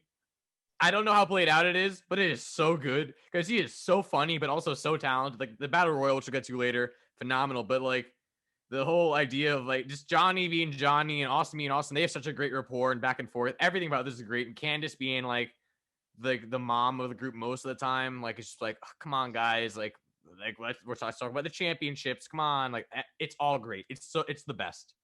So, Cesar, throughout this night, we had multiple segments about this Pomeranian dog showing up to the PC, the CWC, if you will. And of course, right when my wife saw that, that's when she started paying attention because she loves dogs. She loves Pomeranians. But did you know who this person is, or were you like, what the fuck is this? No, I know who it was. Oh, you know who it is? Yeah, I've seen the dog before. Oh, okay. Yeah. Tori Wilson. Yeah, the dog. So if you know who the dog is, then you know who it is. I mean, do you Okay. want me to say who it is, or you want to be surprised? Or I don't know if you know. Frankie, apparently, but we'll get to that later. I mean, I know who Frankie is. Like, you know who she is. So, I mean, she's from Impact. I feel like I've seen that dog. Because I've seen enough of Impact where like at first I thought it was LA Knight because that's kind of like seems like a. But then I'm like I feel like I heard the name Frankie before. It's fucking it's Valkyrie from Johnny Mundo's wife. Yep. Yeah. Oh, ooh, okay. Yeah, that's their dog. So Oh wow. So yeah, if you seen their Instagram, that's their dog. I don't know how the dog is gonna play into her fucking character. I guess she's gonna come out with the fucking dog around. I guess Sick Vic will have to hold it while she's wrestling in the ring. Oh yes. But, I hope it attacks him. I hope it attacks Sick. I just hope we don't get an Al Snow Big Boss Man scenario again. Oh my God, Kennel of Hell! Oh please. No. You remember he chopped up the dog and made him eat it? Yeah. Yeah. Made it fucking yeah. Oh, that entire thing. I don't know what you're talking about. That's the wrestling that I want to have back. No doubt. No fucking doubt. Well, up next we had a women's tag team matchup. It was Candice LeRae and Indy Hartwell versus two people. I have no idea who they were. Gigi and Zeta. That's Priscilla Kelly. One's Priscilla Kelly. Oh, okay. The one with the orange hair is Priscilla, the tampon bitch. That's used to fuck Darby Allin. She got a job at NXT. Holy shit! Oh, she got hired when you were gone. Yeah. Wow. Like, so all these bitches, like, there was like 10 women who got hired while you were gone. One of them is Valkyrie. That's why she left Impact. Priscilla Kelly. Like a couple other bitches. Like, it's like a whole gang load of women in the. I wrote, these rookies are interesting. Redhead who licks her finger a lot and a fast black chick. Candice and Indy do win. Candice then cuts a promo on Shotzi and Ember. Shotzi and Ember come out on their tank. The match is made official for Takeover. Shotzi fires the cannon at Indy, but whatever is in that cannon hit the middle rope. Cesar, what did you think of this quick tag match and the promo after? It's just a way for them to get a win on TV and then set up the match with Shotzi and Ember Moon. So good filler to set up just a little thing before Takeover next week. So I was fine with it. Get some moves on, get a win, get some momentum. It looks like they have a fighting chance against the champs. I wasn't mad at it. Well, Bretsky, isn't the tampon chick Darby's wife or something? They broke up. Oh, they broke up? Okay. Yeah. What did you think about this tag match? Yeah, I agree. And also, the one thing I really enjoy is that The Way is the first female tag team besides the Iconics to have a name. I guess Boston Hug Connection technically, and Riot Squad, but like Kabuki Warriors. Yeah, but like that wasn't just thrown together. Like they're actually part of a faction already, not just thrown together to be a tag team. Other than Riot Squad and Iconics, like Iconics were the first, and Boston Hug kind of was sort of thrown together. Like they're the first ones, and they also have a tag finisher, which is great. And I love the Wicked Stepsister into the elbow drop. Elbow. I love that. That's great. Yeah, I mean, I think Shotzi had a kind of weak promo this time around. She was always hit or miss. Most of the time she hits. This one I think was a little bit of a miss. Just like the way the Nerf gun missed Indy and hit the middle rope. But yeah, I mean, I think this is a good filler. It got Gigi Dolin a little bit of screen time, but yeah, and it just filler. I'm happy they got the tag match. They got the women's tag titles on NXT Takeover, so that'll be good. After this, Io and Straight Sonya brawl in Hall, which was the first of 3 segments like that. Immediately after that, the Pomeranian runs into the CWC. Bretsky, what did you think of the beginning of the brawl between Io and Straight Sonya, where Straight Sonya gets the better of her almost every time? This is great. I absolutely love this. It's the woman. This is the woman who will kill you versus the woman who can't die. Love it. Nice. That's a good way to think of it. Cesar? This was great. I did not like the third segment, but we'll get to that. But this was great. I liked it. And then, yeah, the dog is the dog. Up next, we have Zoe Stark. We didn't get to talk about NXT last week, but I was very not for Zoe Stark last week when I saw how plain her gear was. But under her name here, I put starting the girl on me versus straight Sonya versus with Dakota Kai. Um, Zoe has never been manhandled. Awkward pause. Like she's being manhandled now, Wade Barrett says, because I think he wanted to say woman handled, but he's like, Handled. Yeah. but yeah, I thought that was funny. Straight Sonya dominates with her strength as always. Zoe was very impressive with her strikes. Dakota interferes and pays for it. Zoe hit a twisting blockbuster from the top rope to Straight Sonya. It was incredible. Straight Sonya does win with a one-arm power bomb. And then here we go again. Io comes back out to continue the brawl with Straight Sonya, but Straight Sonya throws her into the barricade. Bretsky, what did you think about Zoe Stark versus Straight Sonya? I'm a fan of Zoe Stark, and I think this is exactly how you build up new stars. Because NXT, what you can say what you want, but they know how to build up stars. Because if you told me like a few months ago that I'd really care about Indy Hartwell and I'd be kind of interested in Xia Li, I would tell you you're a fucking idiot. We're gonna get to that. Yeah. I think this is great. I'm a fan of Zoe Stark. She has a big future. And they keep mentioning it too. So I mean, like clearly they have big plans for her. I enjoyed this. It's nice to see. I think Cesar mentioned it last week. Right? It's nice to see the dynamic shift of Raquel taking charge and Dakota being on the sidelines, like cheering her on, helping her out. And Io attacking again. I like this one as well, where she got fucking yeeted into the barricade, which made a nice little sound. She had a nice little fall. I think this is all in all very good. Made Raquel look good, made Zoe look good, made everyone look good.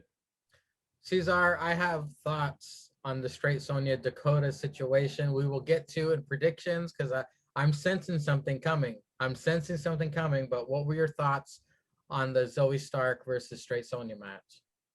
I like Zoe Stark. Just sucks she has 3 losses on TV though. She's lost to Io, Dakota, and now Straight Sonya. She's got to be Straight Sonya. I'm sorry, Straight Sonya's just on fire right now.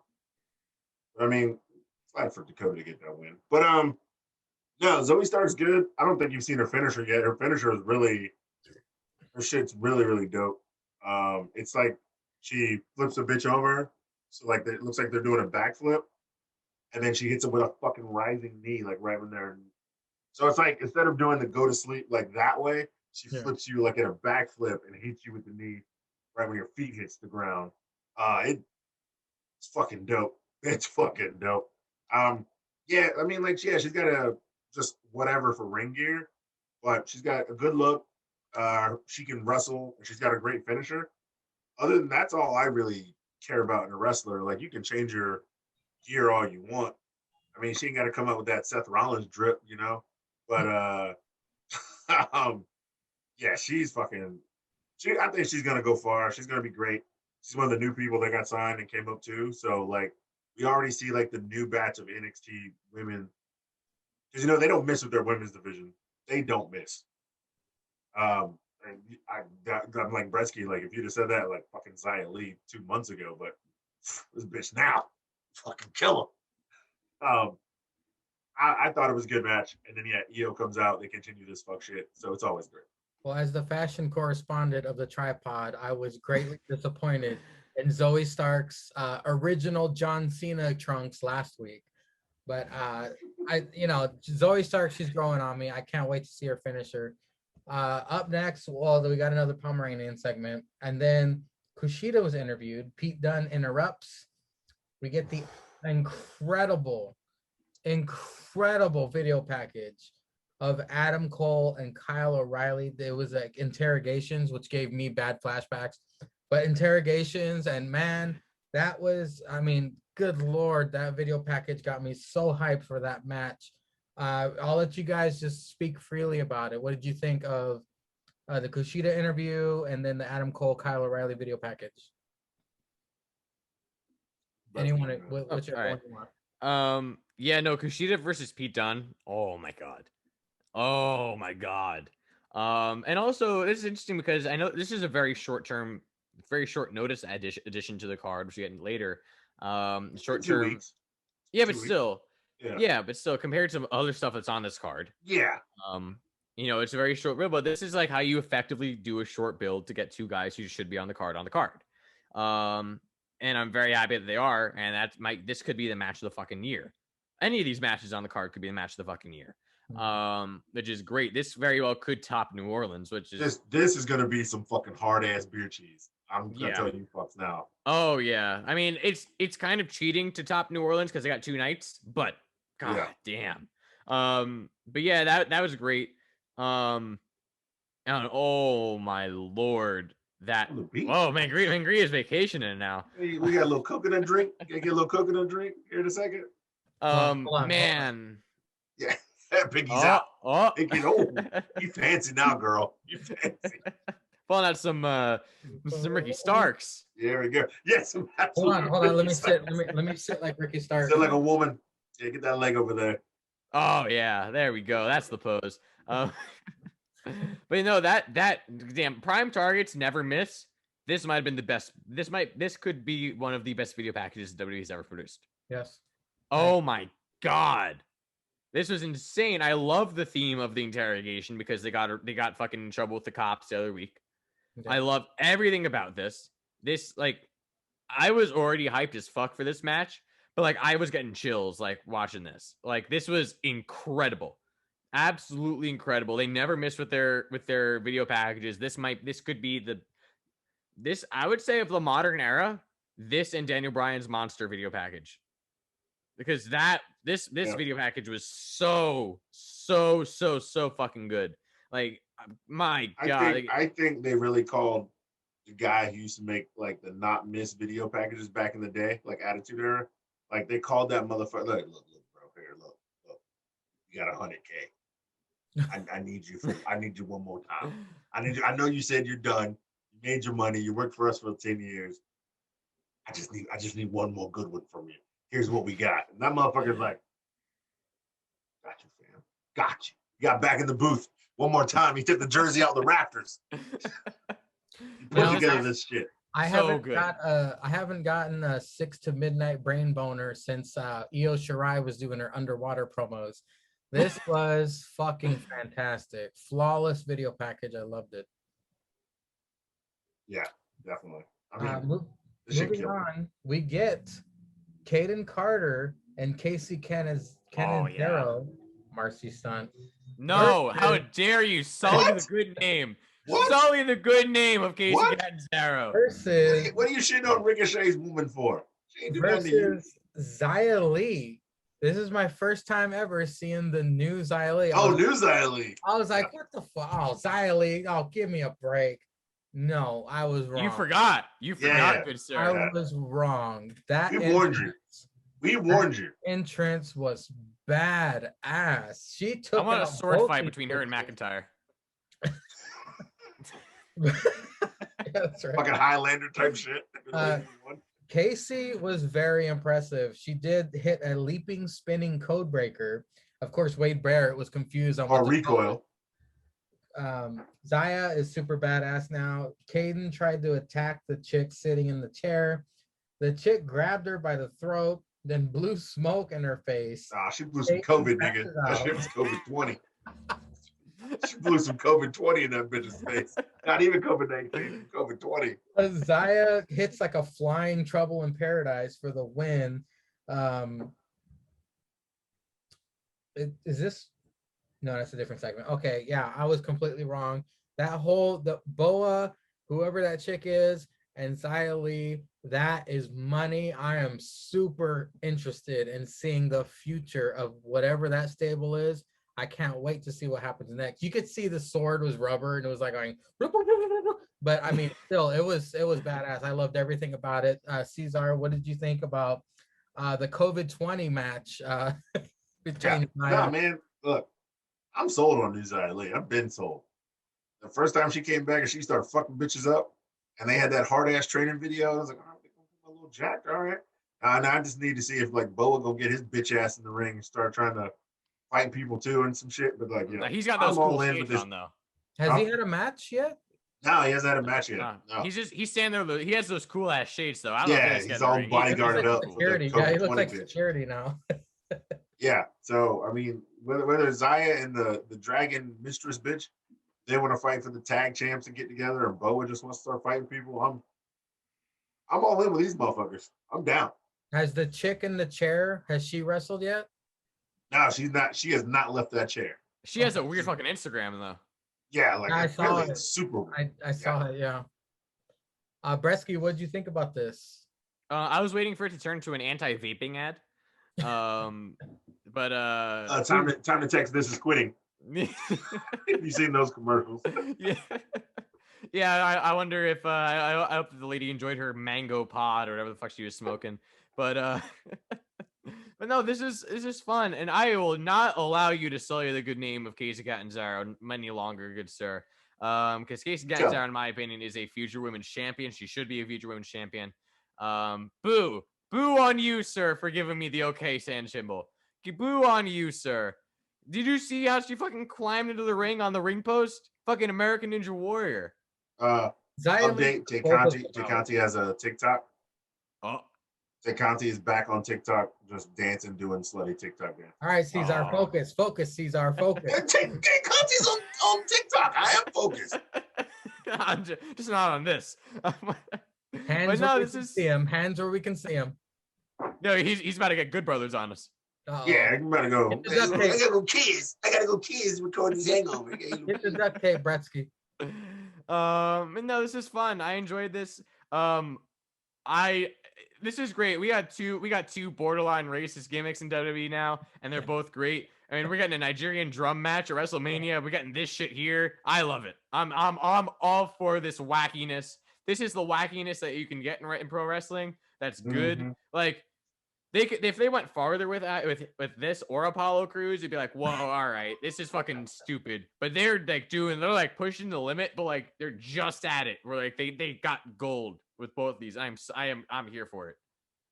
I'm gonna go through the next couple segments, and I'll get your guys' thoughts. We have Io attacks Straight Sonya once again, but this time Straight Sonya puts her ass through the wall. I like what Bretsky said earlier: person who can't die fighting person who can't lose or something.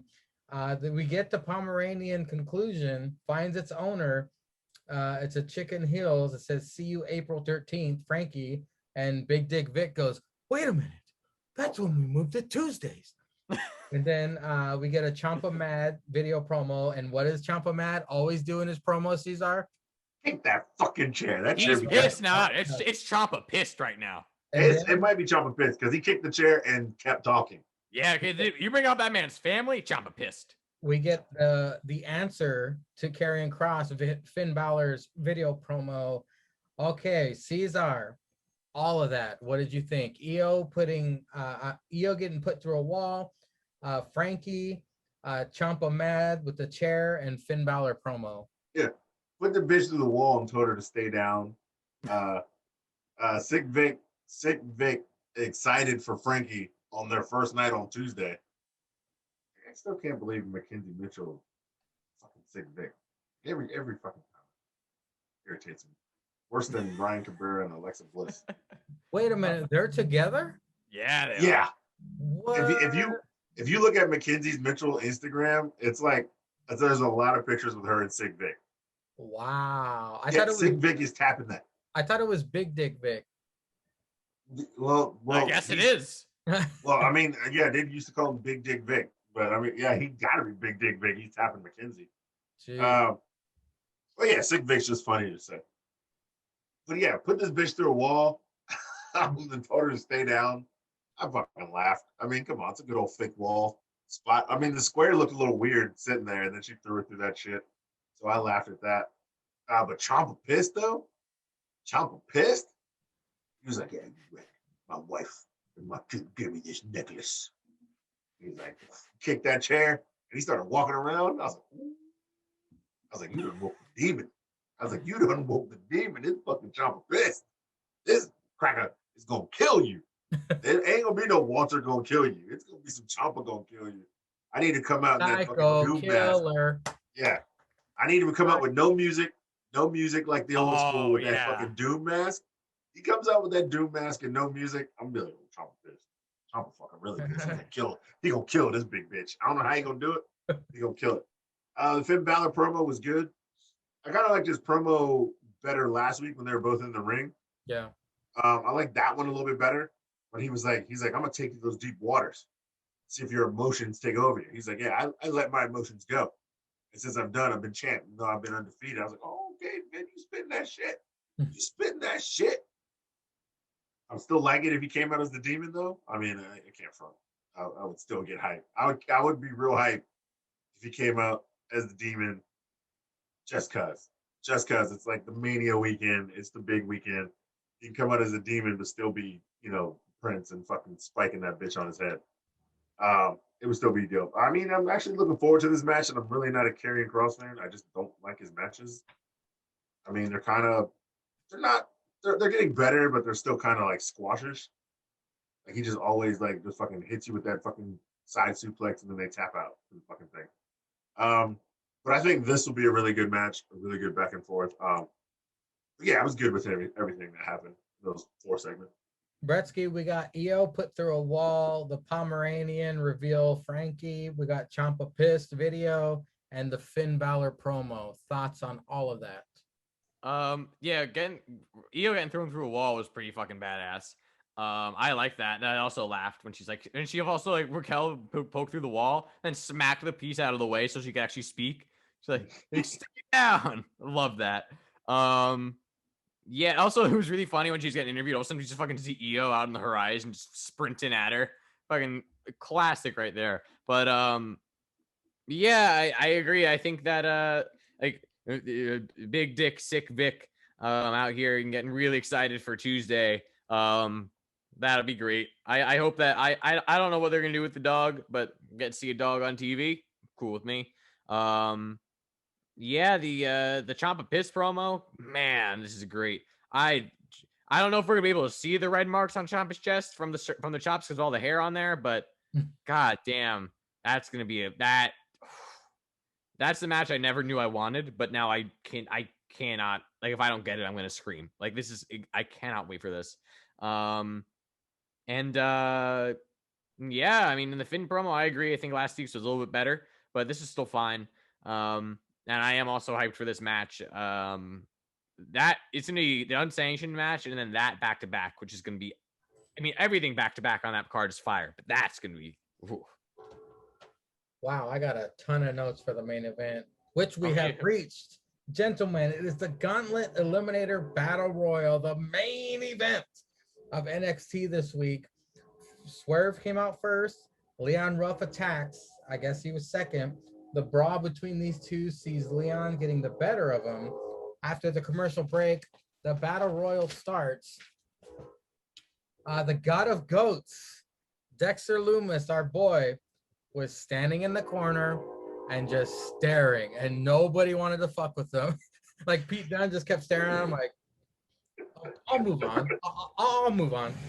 And Atlas Master eliminated first. Rust eliminated second. Theory was eliminated third. By kipping up, he fell out of the ring.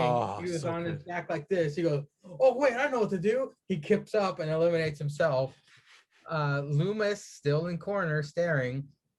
Kushida and Dunn with an incredible exchange. They eliminate themselves, which of course makes the match for night 1 of NXT TakeOver Stand and Deliver. That is gonna, like you said, Brett, that might steal the entire show. Then the final 6. We got the final 6 who are gonna be on night 1 of Stand and Deliver. The God of Goats, Dexter Lumis, Leon Ruff, Bronson Reed, Swerve, Fine Cameron Grimes, and LA Knight, who looks incredibly familiar. I don't know who this dude is, but it looks like I've seen him before somewhere. He's Eli Drake. Eli Drake from Impact. Oh, okay. Okay, that makes sense. Love the porn star name, by the way. Yeah, so yeah, we think LA Knight is a porn star name. But yeah, he's Eli Drake. Okay. Johnny Gargano then joins commentary. You think you know me? You think you know me, Beth? Johnny tells me, oh, that's so funny. He goes, on this day. Yeah. That was fucking hilarious. Ruff and Swerve eliminated. They will start out at Takeover as 1 and 2. Then the God of Goats finally snaps out of it and helps LA Knight and Grimes eliminate Bronson. Grimes then tries to pay LA Knight and Dexter Loomis to eliminate themselves. They then throw his ass out, money flying everywhere. I just made $3,000, says Wade. Yeah, he picked it up. Picked it up. Eliminates Smart man. Loomis by pulling him off the apron. LA Knight then gets in Johnny's face. LA Knight wins, of course, so he will be last to come out in the match on next Wednesday. Io comes out to the ring one more time, calls out Straight Sonya. Straight Sonya comes out. The brawl continues yet again. The NXT women come out to pull apart, but this time Io gets the best of Straight Sonya by flying onto them. Let's start with Cesar. What did you think of the main event and then the chaos that ensued afterwards? This was great. This match was great. Even Wade bringing up how Roddy Strong should have been in the match, but he left. Yeah, so when I watched this match the first time, I was like, how does Dexter Loomis have the patience to just stand there like that? Like, he did not even twitch or move. I'm like, I can't even stand still for 5 minutes. This motherfucker's been standing still for 12 minutes. He's just just sitting there, chilling until that moment that he threw out Bronson. And then, everybody, even Bronson at a time, looked over at him. LA Knight looked over at him. Pete Dunne looked over at him. They're like, we're good. We're good. Yeah, nobody even tried him. Yeah. Which I thought was funny because he just stood in the corner and stayed there. But yeah, that battle royal was great. They got all the riffraff out of the way first. I did like how Leon Ruff jumped Swerve when he was coming to the ring. And they were getting off, and Wade's like, the match hasn't even started. We're going to commercial. We'll be back. And then the match actually legit starts. Them two being 1 and 2, that's great. Pete Dunne and Kushida getting thrown out together, and then Kushida fucking with Dunne on the outside. They're fucking with each other, reversing fucking holds, and then they get that match at Takeover because right before this I was like, why is there 4 matches night 1, 5 matches night 2? I was like, something's got to get added, and I really didn't put it together. But they've been talking shit the last 2 weeks about who's the best technical wrestler in the fucking NXT right now, which if Thatch was around would be money triple threat as well. Yeah, where is he? Is he injured? Yeah, since Imperium came up, Killian Dane's been missing and Thatcher's been missing. Wow. So we'll get to predictions later. I have a theory about that. We'll get to predictions later. I think I know where you're going with this. Yeah. But no, the match was fine. Then fucking even LA Knight had me weak because he's the one who punched Grimes, but he's like, not a bad idea. It's not a bad idea. Come on, man, we can take this because even LA Knight is as the heel he is, he thinks he's the best. So even if he doesn't have the 6th spot in this gauntlet, he'll still win. And he's like, well, I'm gonna take this 100K right now. Or 10K, whatever it was right now. Then Dexter ain't falling for that fuck shit because him and Grimes got a pass, whatever. And then LA Knight just punches him, which I thought was funny. But is it me or is LA Knight really promoting Bloods and Crips? First he comes out with that blue jacket. He's always wearing that blue jacket when he's in street clothes, but he wrestles in red gear. But he's LA, so is he Blood and Crips? Is he trying to get that shit over? That's just the little things I noticed. But no, I thought this was great. I actually think the right guy won. I agree. I think the right guy won. This is the problem I have. I don't know whether I want to see Dexter Loomis fight Johnny or if I want to see LA Knight fight Johnny. But if I see LA Knight fight Johnny, I might want to see LA Knight win. I know he's new, but Eli Drake is not really new. Eli Drake can go, and it would be great for him to come in and get that title. Johnny doesn't need that title because the way is money regardless. Johnny doesn't really need that North American title because he can literally do shit with Austin Theory and try to go for the tag team title, and they all could both be tag team title. Yeah. That would be really interesting if they're just two teams doing that. 4 belts. Dang. Yeah, 4 belts in a group, but it's only like really 2 teams, so they don't have all the gold. So I mean, I could dig that. But yeah, I think the right guy won. Bretsky, your thoughts? Oh wait, Bretsky, is Fine Cameron Grimes the new $1 million man? He sure is only in the $1,000,000 man. I can tell you that. But tell you that, fuck that guy. What did you think of the main event and the chaos, Cesar? You didn't even mention that happened afterwards. Oh, with LA Knight and Johnny? No, with EO. Oh, EO, yeah. This is the problem I have because it's not 50-50 booking, but yeah, all of a sudden there's 20 people outside, and all of a sudden this bitch hits a fucking jumping. Did she hit a moonsault or did she just jump? She just jumped. Yeah, she just jumped, and there's 50 bitches outside, and they all get laid out, so she looks tall at the end. So I'm like, I get it. I get it. They're just gonna feud and keep doing this until Mania or whatever, but Takeover. But if we're playing by the law of averages, EO stood tall last. So I mean, straight Sony's got to win, but I don't know, man. I honestly don't know. But I mean, yeah, this is the only one I didn't like. I like the other two because I mean, you always kept seeing EO come back and EO come back, no matter what. And then like she just jumps off some shit and like 50 bitches fall over. Yeah, I agree. Yeah, but go ahead, Brisket. Yeah, no, I really enjoyed the main event. I like how they made the battle royal more interesting because it's like it was a really cool stipulation to add, you know, of like the final 6, and then depending on your order of elimination, like that's the order in the gauntlet. I thought that was a really cool twist. Yeah.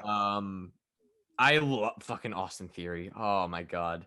Like, I know what to do. Fucking kip up. He's like, or nip up. He goes, but that was a sick nip up though. That was a sick nip up. He's like, love him. But yeah, no, this is great. You know, Loomis standing there and just being creepy was, of course, phenomenal. He's like, got goats. You got Bronson Reed looking strong again. Got everyone looking good. LA Knight, I'm a big fan of. I think his character's great. I love the name, love everything about it. I love Fine Cameron Grimes, you know, offering to pay his way out of it. Great chicken shit heel. I think this is just great, and the right guy won. I agree. I think we all expected Loomis to win, and then the way LA Knight won was so cool. So good. Yeah. So I liked that a lot, but yeah, I also like how Johnny just randomly showed up on commentary and was like, "On this day, Beth, on this day." You think you know me? You think you know me? On this day, Beth, I see clearly. Oh, so good. But you know, I agree also with the EO stuff. I mean, yeah, I guess law of averages, like you mentioned, but I feel like it was just like also EO was no selling the fucking wall. Like she wasn't really limping. Yeah. So I think that they could have done a little bit better. I wasn't really a big fan of that either, but yeah, other than that, I really enjoyed I enjoyed the main event match. Yeah, the match was really great. Sorry about that, fellas. I had one of my cats was missing. Oh god. That's what I figured. I figured you were chasing down a cat. Yeah. All righty. Well, we have reached it. We have reached the predictions portion of the tripod. We haven't done this in a while, fellas. Oh, Rusty. I'm a little Tyler Rusty. All right, here we go. Diamond in the rust. It's time for NXT Takeover Stand and Deliver Night 1 predictions in no particular order, of course, because I don't know. So I got to choose a color for all of us. We got red, green, and blue here. Who wants to be what? I don't even care. I'll be blue for the Jewish star. All right, Caesar's red. I'll be green. Sure. Okay, we're gonna kick it off with the. Should have been green, Bresky, for Fine Cameron Grimes' money. Well, no, you see, I got to rep Graffiti added out, and the true colors of Graffiti added out are blue and white. Yeah, but you're a Jew and you like money, so that's also green. All right, let's go. Can I be blue? Can I be blue with an outline of green? We have the newly announced match that could seal the whole show of Night 1. Pete Dunne versus aggressive Kushida. I'll just go first. I gotta go with my man Pete Dunne. I love Pete Dunne. I've always been a massive fan of Pete Dunne. So Mangria chooses Pete Dunne, which means he's gonna lose. Okay, Bretsky, who do you pick in this matchup? Pete Dunne versus Kushida. This is really tough. Because both of these guys, I mean, they don't need a win, but they kind of do. They both need a win. Yeah. So it's gonna be very interesting. I feel like there's got to be some fuck shit involved with this. There's like maybe something happens with Pat McAfee, or maybe Only Lorcan comes out. I have no idea, but I feel like this is not over. I feel like this will be the start of a little thing that they do. So I'm going to say that Pete Dunne wins by some nefarious means or something like that. Okay, I'm about to pencil it in. Yep. Done by Bretsky Cesar. Yeah, both these guys need wins because they both fought a champ and lost. But Pete Dunne is kind of a made guy, so I'm gonna go keep building up Kushida again. Ooh, okay. And I'm gonna go Kushida. Aggressive Kushida Cesar picks. It's gonna be a great match regardless. I know that. Yeah. Possible beer cheese. Possible beer cheese. All of these are possible beer cheese. Yeah. The gauntlet match for the #1 contender for the NXT Championship sees Leon Ruff versus Swerve versus Bronson Reed versus 5 Kilograms versus the God of Goats, Dexter Lumis versus LA Knight. So many choices. And of course, the order that they come out matters as well. I will go first and I will choose the God of Goats. Why not? Because it'll be funny to see the dynamic. Now that you guys inform me, it'll be interesting to see the dynamic of Dexter Lumis going against Johnny Gargano. Maybe Indy will go out there and be like, oh, I love him so much, and like help him win somehow. So I will pick the God of Goats to win this gauntlet match. Cesar, what say you, brother? Man, yeah. When you were looking for the cat, me and Bresky were talking. I don't know whether I want to pick LA Knight or Dexter Lumis. Oh, this calls for Brother Quarter's return. Oh, Yeah. Tripod, baby. All right, Bring hold on. on Brother Quarter for the return to the tripod. I'm putting that in the description. Gotta go find it. Oh, Linda's Bush has made an appearance as well. oh boy. Oh boy.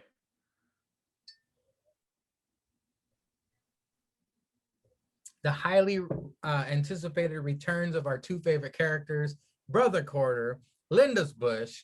Bretsky, you got to have a character. Your roommate or something got to be a character. My roommate's been here. He's been on the show before a couple of times. He's fun.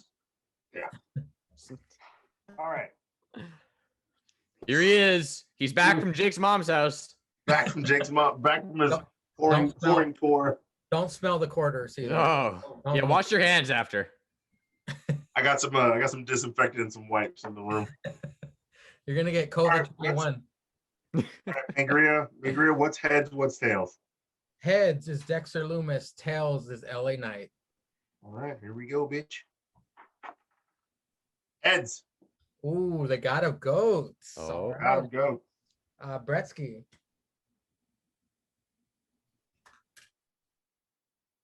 Bretsky? Rescue freeze? Is he fucking with us? I don't know. I think he froze. Bretsky? I think he's actually frozen. The decision was so tough. So that tough. He just took himself out. He couldn't manage it. I respect it. Let me check and see if he messaged us on Mm-hmm. Instagram. Oh yeah, you can edit this out. You should keep it in. No, it'll be Oh, kept. there he is. Oh. Back. Brett, you Yeah, I there? told you Yeah. he's back. Oh, there you What are. the fuck was that? What I don't know. happened? I thought Yeah, the pressure was too much for you. You're like, No, I don't know. I don't even know what Cesar picked. Cesar flipped the coin. He said it, and then you both froze. Oh well, yeah. Leon Ruff. I picked Dexter. That's 2 for the God of Goats, Bretsky. What say you? Well, I was initially thinking maybe Dexter, but I'm gonna go to the Mangria school of not knowing how to properly pick people. And I'm gonna say because Bronson both Reed. Dexter. No. No. I'm gonna say LA Knight, but I'm gonna say Indy Hartwell comes out and does something like, "Oh, Dexter, you should win," or like something like that, and then like she distracts him, and LA Knight picks up the win, something like that. Oop, alrighty. Actually, a good pick. It's actually a really good pick. Gretzky chooses LA Knight. Moving on, the triple threat tag team match for the vacant NXT Tag Team Championship, the men's. We have MSK, which I have not seen in action yet, versus the who, Cesar? Brown Order. Oh, No, The grizzled young vet, soon to be recognized. versus the Brown Order. I will go first. I am very impressed. It's been a while since I've seen him, but I gotta imagine he's still good. Not the bald guy from the grizzled young vets, but the guy with hair. So I'm going with GYV for the win. Nice. Bretsky, what say you? I gotta go with Brown Order. He's I gotta go think with Brown Order. I'm going Brown Order. I mentioned it last week. I think that they are very underrated as a tag team. And this actually plays into a pick I'll make later. Cesar. Well, fuck it. I'll take the Dusty Cup winners just to keep it all interesting. I'll take MSK. Wow, we each pick different. That's good. I like that. Okay. I was hoping you would take MSK and I would take Grizzled Young Vets, but actually I've never seen them in action. So, and then they were called something else, right? Before they came to NXT. The Rascals. They were called it was 3 of them and they were called the Rascals. Okay. Up next is, man, I cannot wait to see that. We all got brain boners for this. The NXT UK champion, Walter, versus Tommaso Ciampa Mad. Oh boy. Fuck it. I'm going with my boy Ciampa. I know Walter's indestructible, but I love me some Ciampa Mad. Cesar, what say you? I got to see what Cesar has in store because I have an inkling of what he's going to say. I'm very excited to see what he's going to say. All right. I'm going Ciampa Mad. Oh, wow. This is the wrong choice by far, but I'm going Ciampa Mad. Yeah, no, pencil it in. But I'm thinking that Imperium is coming out with Walter, so they're going to be out there fucking with him. This will be the return of Toothless Timmy and Killian Dane. Whoa. Oh, okay. And they're going to offset the Imperium guys on the outside. And if all 3 Imperium guys are out there, that means Drake Maverick going to bring his little scrawny ass out too. And that'll lead to a 3-on-3 brawl with those guys, which I'm guessing will help Ciampa get the win. And then he'll have to go to Europe to beat up that whole locker room and get them in shape as the locker room leader in NXT UK. I don't want to see it happen, but I feel like this is a great move to get eyes on people to watch NXT UK on Peacock, because since they bought it out, they'll have to watch it on the network. And with Ciampa Mad, because people love Ciampa Mad as the leader of NXT UK, I think this will be fucking phenomenal. This is my plan. I think that's their plan, to get eyes onto the network. Would you be upset, Cesar, if Walter, being distracted by the chaos outside the ring, Ciampa Mad wins with the most devastating move in all of sports entertainment, the roll up on Walter? Nope. Would you be mad? Nope. That would be the ultimate way to win. Walter's like, what are you guys doing? Man is sacred. What are you guys doing? Doing all this outside of the ring. And then Ciampa Mad hits him with a chop block in his knee and then rolls his dumb ass up. And then, he steals the UK title, and that's the new Goldie. And he shows up on NXT UK. I mean, from a money standpoint, if you want people to sign up to Peacock, and NXT UK is only on Peacock. Well, the network's only on Peacock now. You got to switch over. But if you want more eyes on that shit, you want more eyes on NXT UK, like you wanted people to watch NXT on the network, got to take one of your top stars and have a reason for them to be over there. I think this is kind of like the gender fucking winning the title thing going to India. This is what I'm thinking they might do to get eyes on NXT UK. Well, will it be a clean sweep for Ciampa Mad? What will the great Bretsky 99 pick? Let us find out right now. I'm disappointed in you, Cesar, because while I agree with the rationale, I thought you were going to say something along the lines of this, and that's that they all come out, they all return, Oh, and they well, turn on Ciampa. but That was my first Thatcher Oh, turns on Ciampa. that was my first idea. That was my first idea, but I'm thinking money wise and COVID, and I think the other idea is more sensible.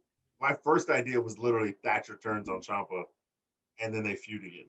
Yeah, I think so, but also I'm a little concerned because I don't think that Ciampa would want to go to NXT UK. I don't think he'd want to go to the UK, especially with his family. So, Might not. uh, I'm gonna say Walter wins. I think something similar with what Cesar said could happen, but then Thatcher does something, and he's like, you know what, fuck you. We tried this whole thing out, us respecting each other. Where have I been? You know, like why, what the fuck? You know, like we have time beating each other up. I like beating you up. You know, so I'm gonna beat you up some more. But So I'm if gonna go Ciampa's Walter. on if Ciampa's on NXT UK, that's less of a reason for him to go up to the main roster, which he never wants to do, regardless. I'm about to And pencil it literally, in. Yeah, and pencil it in, literally, yeah. Okay. literally, he can get jumped by all of Imperium next NXT Takeover pay per view, which who knows when that will be, and Walter or somebody else could win it back. Literally, I think he just wants to be the guy to give Walter the first loss. Because Ciampa's probably earned that by now, and it gives him another like heavyweight championship belt, which he has also earned from when he did come back, and he's been fighting in war games and all this other shit, and not really getting the heavyweight championship title match one on one like he wanted. It's always been some fuck shit to get in the way, and he's always had to go Goldie. Goldie's got to wait because Daddy's going to war, and Goldie's got to wait.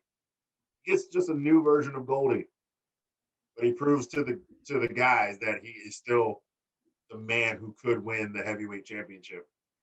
So if this gets him something close to that, which he could win over there for a month, come back, 2 months maybe, come back, and then he could start a feud with Finn if Finn defeats Karrion Kross and be like, look, I did something you couldn't even do. I went to another NXT brand and won gold on my first championship. You've been over there. You know what the competition is, but you couldn't win over there. And now I'm coming for that belt I never lost. I mean, I agree with the rationale. I see both sides of it. Honestly, Yeah, I think but no, both make sense. I was really thinking Thatcher would turn on him and join Imperium for like all week until today.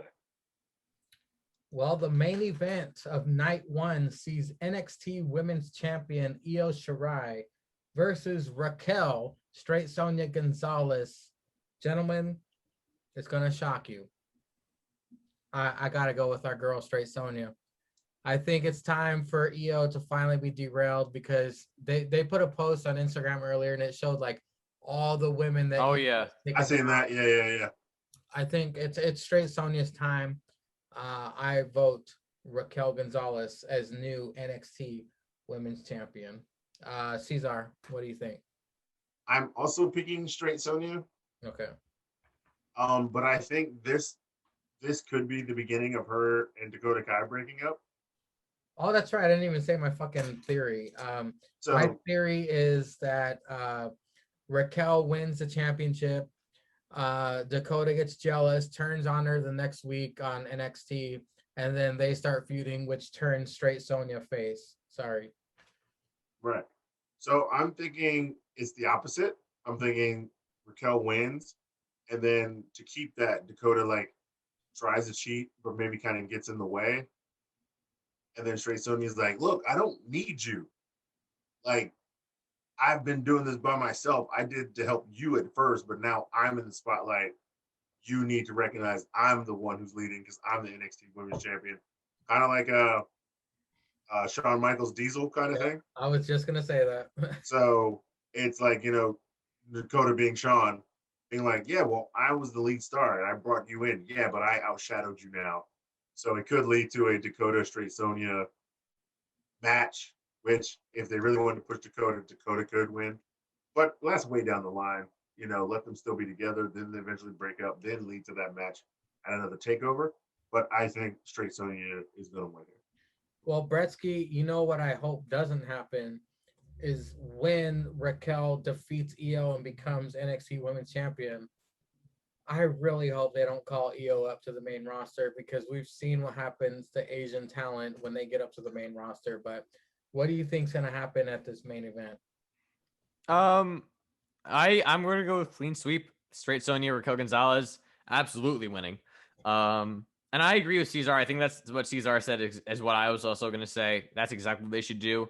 But I think I agree as well. They shouldn't do it right away. They should not hotshot it. They should be planting seeds. Or like maybe Dakota will start to try, talking in interviews, and Raquel will be like, no, I got this, like that kind of thing. Like plant the seeds for a little bit, and then hell, you could pull this out for a year. I could see Raquel being champ for a year. You could do it. You could do it for as long as you want, but then have it be like, listen, no, I don't need you no more. You out. Yeah. And I don't know. You want to turn Dakota face? You could do heel versus heel. I don't know what you want to do, but you could have that. That's money right there. Night 2, NXT Takeover Stand and Deliver predictions. The ladder match, of course, no particular order. The ladder match for the undisputed Cruiserweight Championship, Santos Escobar versus Jordan Devlin. Cesar, you will go first, my friend. Who is coming out as the you literally picked me 4 times in a row. I want to hear the man downstairs. I want to hear him wax poetic about his brown order and how he thinks this fuck shit's gonna turn out. I need to hear this down here. Oh, you want to hear Bretsky? Okay, Bretsky. What? Yeah, because I'm using this guy for this ladder match because I honestly don't know who's gonna win. Wow, Bretsky. Here's the thing, right? You can't have the Cruiserweight title on NXT UK solely. That's what I think. Because, you can, but they don't have... they have a deep roster, but I just feel like it takes away from the product right now to have... they have... Obviously, like, Devlin makes sense as Cruiserweight champion. Everything he's doing at NXT UK is really good. But I just feel like having it be exclusively NXT UK, then every now and then they come over to NXT. I feel like it takes away from a lot of guys because NXT is what gets the views. And obviously you can argue of what they want to do, but like NXT is what gets the views. And also 205 Live is all about Cruiserweight title. So I feel like it makes sense to keep it at NXT. 1. 2, I think that Brown Order is going to win all the titles. So because I want it to be, I'm a big fan of that as a faction. So I think that it just makes sense for them to be like the new, we have all the titles faction. Like it just makes sense. And like Santos as champ has been phenomenal. I love the character. I love the idea of I'm the true heir of Lucha Libre. All of you are doing it wrong. This is true Lucha Libre. You're making it into a circus. I love the character. I think that Mendoza and Wild winning the titles elevates them, and them as a group having all the titles looks awesome on them, and it elevates them, and it makes whoever beats them and beats Santos all that much more important. Because Santos really, especially because Devlin's been off TV and NXT UK has been having its weird thing, Santos is the one that's been getting the development. Santos has been the one that's been getting the push and the treatment, and in there with Karrion Kross and all this, he's been getting like the golden treatment. So I think it only makes sense, and it's only right by Santos Escobar to have Santos Escobar win. Either way, it's gonna be a phenomenal match. But Santos Escobar is the one who asked to absolutely take that title. All right. Bretsky for Santos. Cesar, Brother Quarter, what say you? Honestly, I'm not going to use the quarter because I listened to what Bretsky said and I just thought of something else. If Santos wants to be the boss of bosses, like he always said, he has to win something else besides the Cruiserweight Championship. I think if he does lose, this is a way for him to elevate himself to either the North American Championship or even possibly the NXT Championship. If he really wants to be the king of Lucha Libre, then he has to be the king of NXT. He has to, if Karrion, it makes sense even if Karrion Kross wins and Santos does have beef with him, to try to fuck with him again. To have all of them have the gold. To have him to be like, you guys are the boss of tag teams. I'm going to run NXT. Even if he does jump up to the North American Championship, he's like, yeah, I'm done with the Cruiserweight shit. Now I'm going to focus on other stuff in NXT. And he tries for the North American Championship. Because, let's be honest. If Santos Escobar is fighting Donnie, let's say if he wins, or LA Knight or Dexter Lumis, all 3 of those guys are money. Can't say they're not. All 3 of those matches would be money. So actually, I'm kind of gonna vote for Devlin to win. Whoa. And this is like Santos will get mad, but he's like Santos mad. Santos mad, Santos angry or angrio. I don't know what the fuck. Santos face turn roll. He get mad. I'm hoping this will be like, because I mean that would even be kind of more perfect if the Brown Order did win the tag goal, but Santos lost. And they're like, no, boss, sorry, we weren't out there. He's like, no. I'm done with that chapter. I've beaten everybody here. Luck of the draw. He got up a ladder more than I did. It wasn't like a match. But now we focus on the titles we still can have here.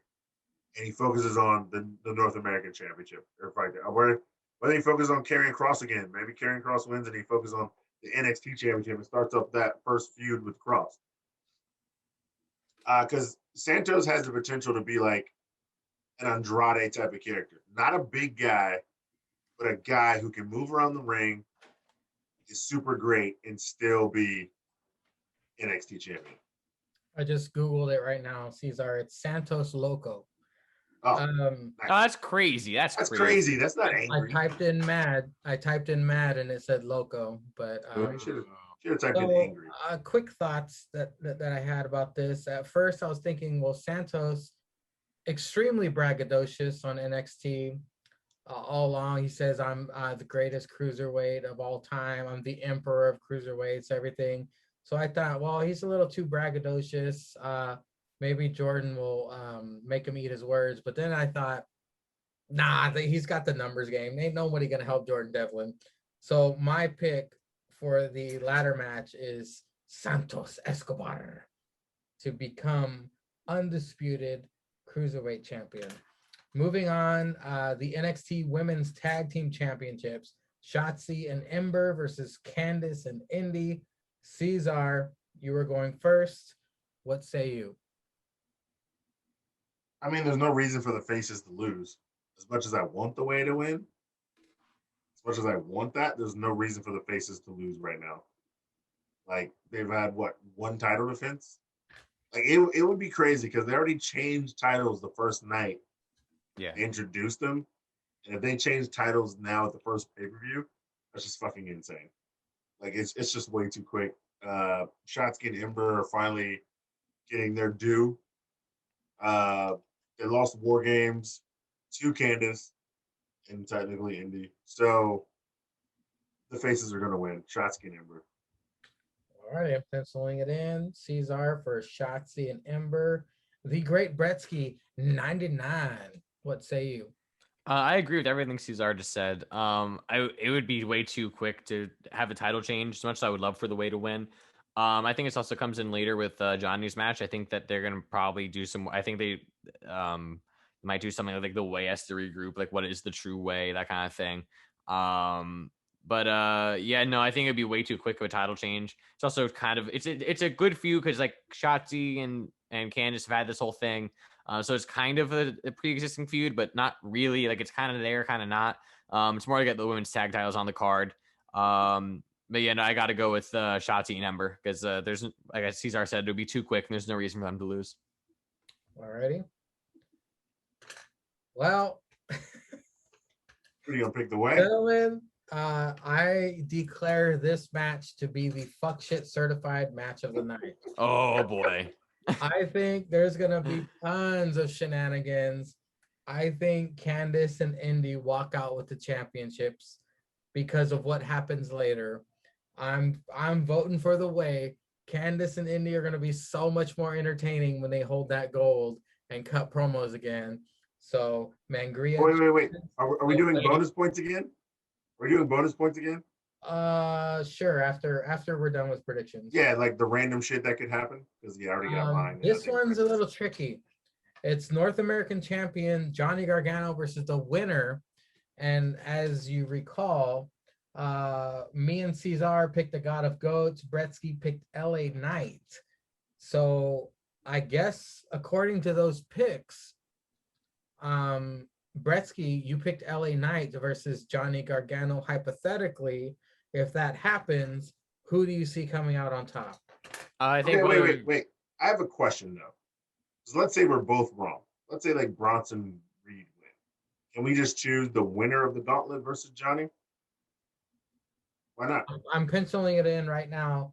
Bretsky. Right, we can still be wrong, but still be right about this match. Yeah, though. It's like two if I different say matches. like if I say Johnny beats LA Knight, but LA Knight is actually Bronson Reed, and Johnny beats Bronson Reed, I feel like there's kind of still some that points still there. kind of like counts. I'm just doing it this way, guys. It's no big deal. To be fair, it is penciled in. It is penciled in. Yeah. Sorry, I already put LA Knight already.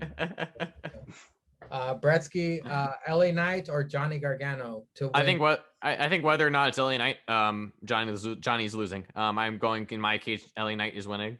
And I think this is just kind of like, I think there's going to be a period of downfall in the way. I think there's going to be a lot of self-reflection. I think there's going to be a lot of very funny segments. But I think this is, I think they have to refine the way, and Johnny hands it off to the not so young gun. Cesar, if the God of Goats does win and takes on Johnny Gargano, who comes out on top? See, you just said if. You just said if. You should say when the God of Goats. Because in theory, it could be the God of Goats. We know it's going to be the God of Goats or LA Knight. Me personally, I think Johnny's not leaving with this title. So if it is Dexter Lumis, I would say it's Dexter Lumis. But if it is LA Knight, I would say it's LA Knight. But you said Dexter, so no. That's what I'm saying. But it could not be Dexter. That's what the part of the battle royal is. hey, I'm saying whoever wins. I'm just trying to say whoever wins the gauntlet is beating Johnny Gargano. So you pick Dexter to beat Johnny Gargano? Sure. Wait, I have a question. But I have a question, Angria. So if we were to have picked Johnny, so basically what you're saying is that if we pick the winner of the gauntlet wrong, we get 0 points for the gauntlet and for the Johnny Gargano match. Yeah, but no, that's not even, it could be anybody. That's what I'm saying. I'm willing to take the gamble that any one of those 6 will beat Johnny Gargano. Yeah, that's same what here. I'm saying, because that is actually the match. Johnny doesn't even know who he's fighting. Well, he does, but he doesn't. I'm saying we should be able to pick the winner of the gauntlet versus Johnny Gargano. Yeah, so like it's not. That's what I'm saying. Yeah, so like it's a separate match, like it's question mark versus Johnny. It's a separate match. I picked Dexter. Man, pencils can't talk. I picked Dexter Lumis as well to win. Jail has changed you. No, that's a lie. He was like this before. You're right. Do you remember that whole snafu with Nyla Rose versus mystery opponent? Right. Yeah, you're right. I don't remember that. See, up next is wait. Match Dexter as well. Adam so you Cole should be on our side. versus Kyle O'Reilly. This is a tough one. This might steal night 2. I don't see any other match really that could steal the night besides the ladder match. Yeah, that's true. Damn. Well, anyway, Cesar, Adam Cole versus Kyle O'Reilly, unsanctioned match. Who comes out? Kyle O'Reilly. Oh, okay. It's just Kyle O'Reilly. He's lost the championship twice. Yeah. Even though he keeps fighting to get there, he lost the championship twice. Adam Cole's probably going to leave and go up to SmackDown. It's Kyle O'Reilly. Bretsky. 1 second here. I'm looking up updates on Bobby Fish. I'll see if he's coming back. I had a theory. Okay, so in December when it happened, so 4 months ago, it said that he's expected to be back in about 8 weeks. Yeah, he was my cellmate. It's April, so it's what? So they might have been holding him off. That's 16 weeks. But they might have been holding him off. But for this, I'm gonna say that Kyle wins with the help of Bobby Fish. Okay. Bobby Fish comes back and does something because they're Redcon, they're Red Dragon, they're the tag guys. I think Bobby Fish helps out his buddy. Okay, well, I have the opposite thought. I think Roddy. Everyone thinks, oh, Roddy's gone. He didn't show up in the Battle Royal. Oh no, what's gonna happen? Roddy interferes during this match, betrays Kyle O'Reilly, and Adam Cole Bebe comes out on top, which then starts a new feud between Roddy and Kyle. I'll say Adam Cole comes out on top in this unsanctioned match. Dude, I don't know. I don't know if you knew this or not. I don't know if you knew this or not, but basically, Roddy said he's basically done with Kyle and Cole. Yeah. So it's He not said like it Wednesday. No, he said that Wednesday. Yeah, that's what he wants you to think. Right. fair enough. I kind of hope Roddy comes back and fucks them both up. Yeah, And then Bobby Fish comes out and just helps Kyle. Like Roddy hits both of them with a Undisputed backbreaker Era- and like, kill yourself. Undisputed Era is really done, huh? Yeah, man. Damn. they couldn't do anything else. They broke up the Hurt Business. They broke up the Undisputed Era. Like fucking, they're just fucking up. Jeez. Well, we've reached the main event of night 2. The main event. Champion Finn Oh Balor. wait. Who did you guys choose? I Karrion picked Kross. Kyle, and he picked Cole. Sorry, Finn Balor versus Cross. Balor versus Cross for the NXT Championship. Who comes out on top? Cross. Yeah. Absolutely Cross. I think it's going to be Cross's longest match. I think it's Cross's best match to date. But it's absolutely going to be Cross. It has to be Cross, or else Cross is ruined. Cesar. Yeah, I want to pick Balor, but it's probably gonna be Cross. I think this is where they give Cross his run that he should have got when he got injured with Keith Lee. Okay. Yeah, you write that shit down. Cross, right? Fucking Cross. You better include the burps when you write it down. Cesar. Burp. Yeah, I'm picking Karrion as well. I should be Balor. It's already penciled in. The burp, Yeah. the burp is the exclamation point, man. He's gonna come out in the demon form and beat Cross, and this is gonna be some fuck shit. That would be badass. But I mean, Balor, he's had an impressive run. He wants to push Cross and make it a great rivalry and stuff. Perhaps there'll be a rematch. I don't know, but yeah, Karrion Kross comes out on top, thus concluding our predictions portion of the tripod sessions. And now, gentlemen, I will let wait. What about the special bet we usually do? Oh, that's right. Okay. We each get to pick listeners, all 33 of you now. I have 30. Whoa! All 30. Golly. Who aren't familiar with this, we usually pick one special thing each that could happen during a pay-per-view, which will give us an extra point. It's kind of tricky because it's 2 nights. Maybe we should choose a night and that'll be our one, or should we choose one for each night? Fuck it, one for each night. Fuck it. Okay. I haven't thought of mine yet. So Cesar, what's yours for night 1? Shit, well, I haven't thought of mine for night 2. I only had one for night 1. I gotta. Well, my night 1 thing is definitely Timothy Thatcher and Karrion Kross show up during the. You mean Killian Dane? Killian Dane, yeah. Sorry, I said Karrion Kross. Fuck it, because we were just talking about. Yeah, Killian Dane and old Toothless Timmy will show up during the Champ of Mad match.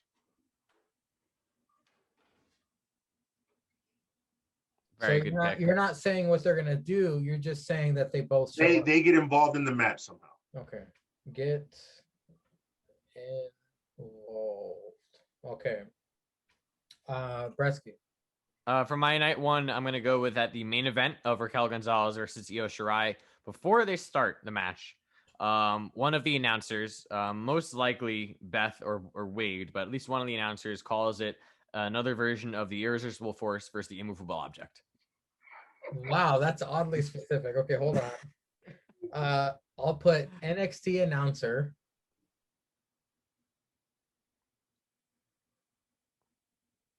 Because they do it every time. Like, it's a big money match. Refers to Io and Straight Sonya as. Gotta put WrestleMania 17 intro. It's the invisible.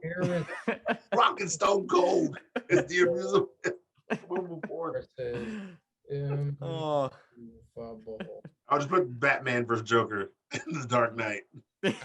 I wish they would use your saying from earlier, Bresky. Would you say the person who can't die versus the woman who will kill you versus the woman who can't be killed? Yeah, that's money right there. It'd be funny if they said that instead of If they say that, I'm fucking losing my shit.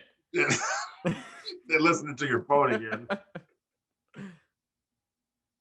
What about you, Mangria? What's What your you night got? one? I was gonna say Ciampa throws a chair, but he's not gonna do a promo, right? Good. You never know. Wait, throws a chair or kicks a chair? Both. It's kind of a mix of both, yeah.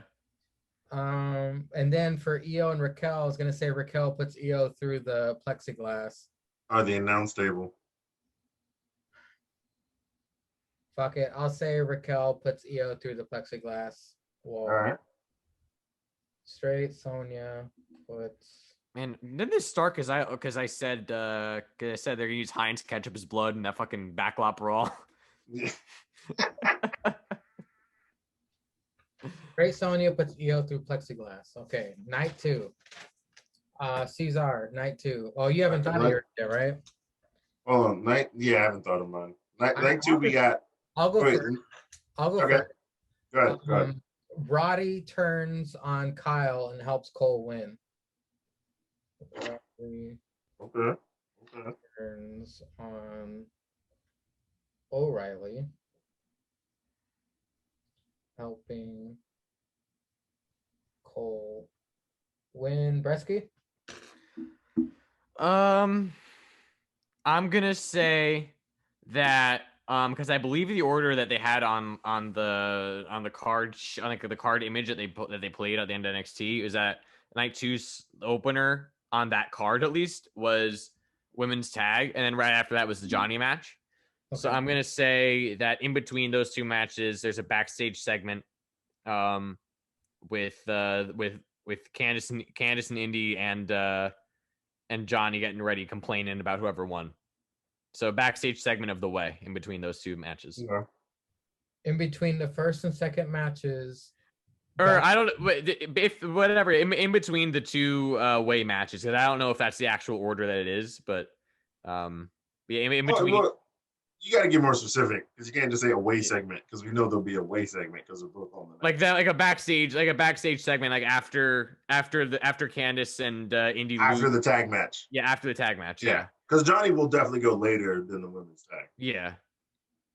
All right. So before Johnny match, after women's tag, there's a way segment.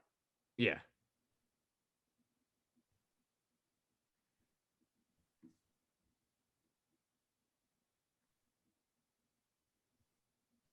Cesar, I can see is hard at work on his night 2 prediction. Yeah.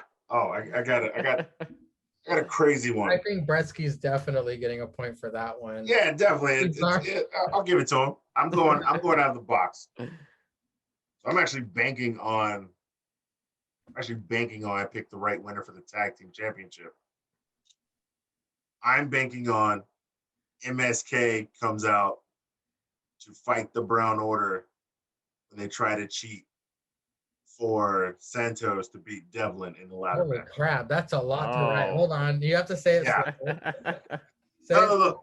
MSK saves Jordan from Brown Order in ladder match.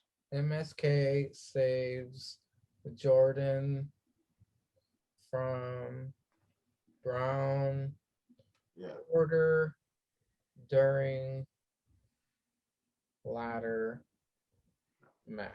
So either way, I think that works because if Brown Order wins, they're just gonna because Brown Order would cheat. They'll be pissed and they don't want Santos to win. So Brown Order will be jumping Devlin so Santos can grab, and I think MXK will come out and fuck with them, which would lead to a feud. Or even if they do win, they're just like, well, fuck Santos because Brown Order is still trying to cheat for him to win, and they'll come out, and that'll be the new feud going forward. Well, gentlemen, either way, I'm confident in that. Now comes the point in the tripod where I'm going to give each of you a say and what happened at the Royal Crumble. I'm going to start with the great Bretsky 99. Tell me your overall thoughts on the pay-per-view, my job, the execution. What did you think of the entire product? It was a scant 40 minutes. I tried to make it digestible as possible. What did you think of it? Man, the only thing more digestible is Ribby to Jake. But yeah, I mean, this is Royal Rumble was fun. It's always fun seeing the Rumbles. I did not know that in WWE 2K, if there were too many people in a Rumble, then they wouldn't come out. But I guess that kind of makes sense because of bandwidth and nonsense like that. But yeah, no, it was fun. I realized once it was 40 minutes, I realized you probably couldn't get a 30 man or 30 woman. But I mean, you made do with what you had, which is the garbage that is 2K21 or 2K20, whatever the fuck it is. No, I enjoyed it. I was confused yet. Yeah, I popped a little bit when I came out in a Millhouse outfit. I also popped. I texted you this. I popped really hard when your cat started meowing very audibly on the match because I was like, "What the fuck is that? Is that like one of those like weird things where like someone like gets like a superpower?" I'm like, "Oh no, but it's just a cat." It's fucking hilarious. Man, no, I really liked it. The fucking dill pickles killed me. Yeah, no, if you're listening or watching, whatever it is, and you are like, what's APPW or you haven't watched, I don't know if you can go back to the beginning. It also goes Mangria doesn't organize it on YouTube. But I don't but Never does. if you're wondering what APPW is or whatever, you want to watch a good wrestling show, just like having bullshit and funny, but also serious at the same time. Highly recommend APPW, just us having fun. So I highly recommend it. Decent Mania right around the corner. Decent Mania 2. Hype for that. Interesting to see. Very interested to see how that fuckboy Jake deals with Decent Mania coming up because God knows I can't stand him. Okay. Well, gentlemen, it froze at number 15 every time. I tried the 30. I tried the 20. It froze every time on 15. But Cesar, oh, by the way, the playlist is organized now. But Cesar, what did you think of the first ever Royal Crumble in APPW?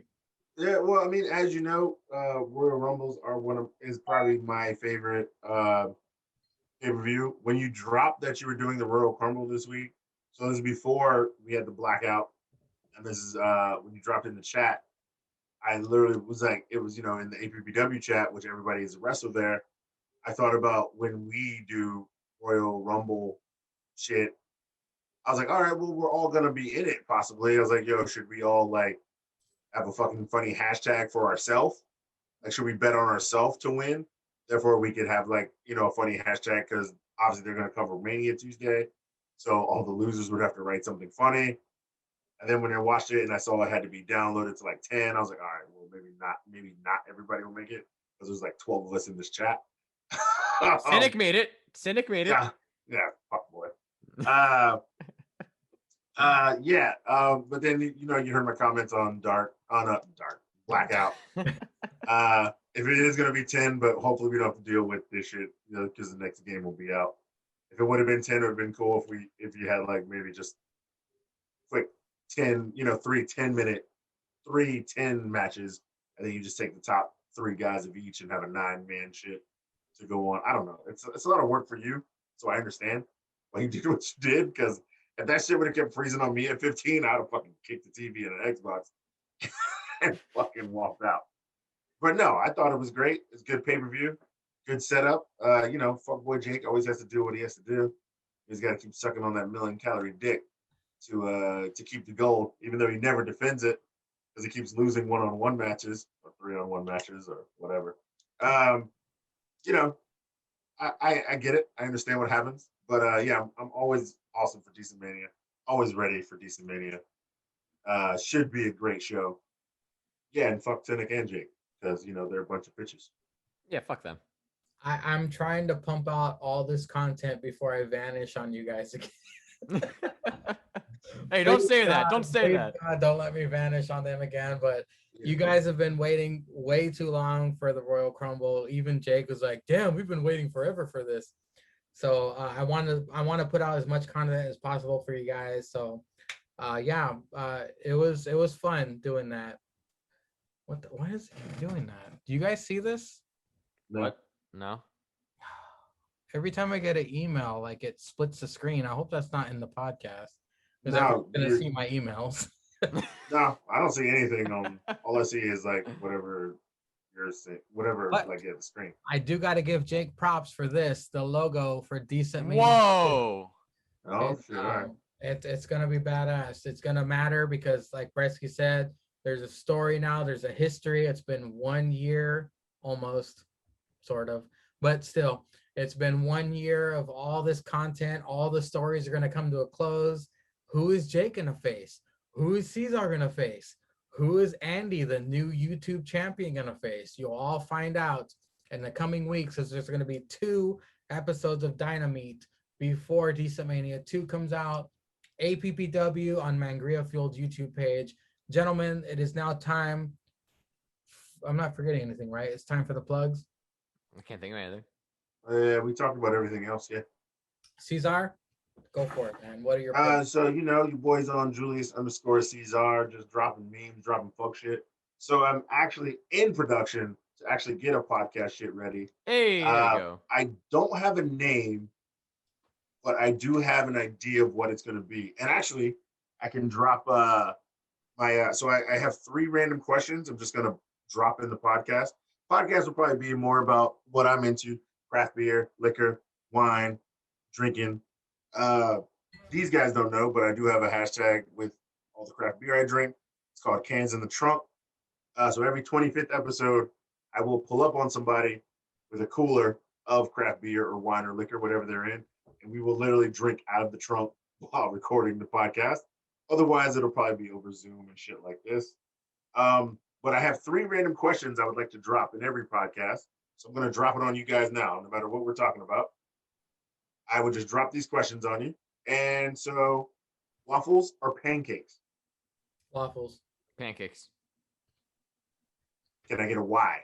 Syrup stays on waffles in the little cups. Pancakes, it drips all over the fucking side. Pancakes, honestly, just the toppings go better on pancakes. The pancakes aren't always. I mean, I prefer, if I'm eating breakfast, like waffles will sometimes be like crispy on the outside, then soft in the middle. Like I kind of prefer just like pretty consistency, fluffy pancakes, thin pancakes, crepes. All pancakes are good. Not all waffles are good though. See, that's why he's a smart man with pancakes. Okay. Appetizers or dessert? Appetizers for sure. That's a tough one. That's a real tough one. I'm gonna have to go with dessert. All right. Why? Why appetizers over dessert? I love mozzarella sticks way more than I love cake. It's specifically a diabetic reason, so that might be the unfair opinion from a diabetic. Fuck, I can't argue against that. There you go. Bretsky, why do you like dessert? Well, stuff like mozzarella sticks I can always have as a side instead of an appetizer. But I mean, honestly, dessert, just like after a long day, you get back and all of a sudden it's like, I got to go out and get some ice cream. Yeah, all right, sounds good. Just have just relax and ice cream with your buddies. Have some fun. Dessert's always associated with fun. Appetizers, you're at dinner with your, with the mother-in-law, stuff like that. You got something to break the ice so you don't sit there for 20 minutes while you're waiting for your food. It's like, oh, let's get some mozzarella sticks. I don't know. So the third one I'm thinking of replacing with a new question I heard, but I'll give you the third one I wrote down. Would you rather have brunch or Brenner? And by Brenner, I mean breakfast for dinner. What, brunch or Brenner? Oh, brunch. I'm not a breakfast person. Wow, really? Really? I don't like breakfast. I could eat breakfast all fucking day. I don't like I agree. breakfast. So you're brunch or Brenner? Brunch, so I can have a sandwich. All right, Bretsky. I would go Brenner, but like not every day, but Yeah, but like every so often. Yeah, Brenner. So I think I might delete that and I might go bacon or sausage. Oh, God. And you can pick whether you like patty sausage or link sausage. But you can also pick whether you want flavored bacon like applewood bacon or. You're asking a mega pounder. Yeah, exactly. And a Jew. Sausage. Yeah. Oh. Yeah. Yeah. So hold on. Let me ask my wife. I'll tell you right now, Cesar. My answer is neither, because I have not had either, because I am Jewish. No swine for the bed. So I will take your breakfast or breakfast. I'll take your breakfast. I'll take your brunch or Brenner. Oh my God. My man had to leave to choose bacon or sausage. Okay, my wife said bacon only if it's super crispy. Well, yeah, look, you If bacon it's however real you crispy, For me, oh man, You know, I might just add it as question 4. Fuck it. You That- probably that way it should, gives yeah. me- I'm gives gonna me, like, regret. way I more might shit. regret saying this, but I'll go bacon. I'll go bacon. Nah, man. Yeah, it's bacon. I'll say bacon because sausage is so fucking Yeah. good. But bacon. So yeah, no matter what we're talking about, that's what the gimmick of the shit would be. We could be talking about, you know, I want to talk to, like, you know, brewers at breweries and shit like that, and like guys who like drink wine or even make wine. But I'll be like, yeah, man. So what's your kind of favorite wine? And they go on a story and be like, so yeah, bacon or sausage? What? Yeah, motherfucker, really, bacon? Like, I want to just throw it out. Well, if the like, guy's random. fat, Yeah. fat, it's gonna take a while. But if it's Bretsky, he'll have an answer like that. Well, no, yeah, if the guy's fat. Well, no. Wait, what about Yeah. you? What about you, So, Caesar? I like pancakes. I Good. like apps. I like Brenner because I can eat breakfast all day. And I like bacon over sausage. Okay. And like, yeah, link sausage. I like link sausage better than patty sausage, but Yeah. I would still choose bacon.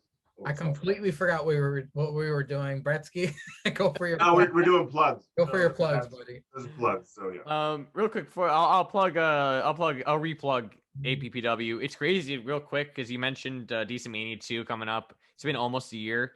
It's crazy for me because Decent Mania, like, I remember recording the promo against Goldberg in my car, in my mom's car, the week that I got back from being sent home for COVID.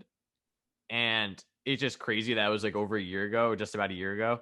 Cause like, it's so wild to me to like think of that. Like that was a year ago in my life. That, like I was a freshman and like, I was like getting sent home and no idea the fuck's going on, you know, and just how far we've come and like how far school has come. Like, so now where we know how to use WebEx and shit like that and Zoom.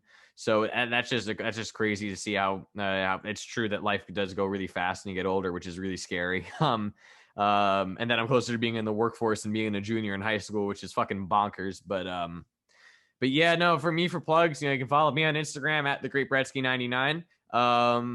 You can also follow, if you want to follow some good APPW content, you can follow the Great Bretsky has his Instagram account for APPW, which I am not affiliated with. That's all him. He does that shit. I believe it's at TGB99_APPW_official. He actually cut Very entertaining, by the way. He actually cut a recent promo on our friend Mr. Show Up and Drink. So very interesting. Go check that out. Very, very long-winded promo. Even though he says responses are long-winded, he literally had a 5-minute promo talking about. All right, hold on, Caesar, hold on. And cracking shit. Hey, you can take that up with him. I'm here on my own. I'm here on my own. I mean, somebody took it up with him, all right, a couple of times. But no, I also have a podcast because who else? Who the fuck doesn't have a podcast nowadays? It's called the Faux Pod. That's THE space FAUX space POD. Spotify, Anchor, Google Podcasts, Apple Podcasts, Good Pods, anywhere you get your podcasts, or you can just search Great it up. dad joke. Great dad joke. Thank you. Oh, look at that. And there's a Look at cat. The only pussy on this show you ever. That's right. I was thinking of saying something I couldn't figure. Besides those 2 episodes with Jake. Who might be returning, by the way. What was that? What was that? Wait, what? Who might be returning, by the way. Oh, Jesus Christ. Yeah, I'm out. I got shit to do next weekend.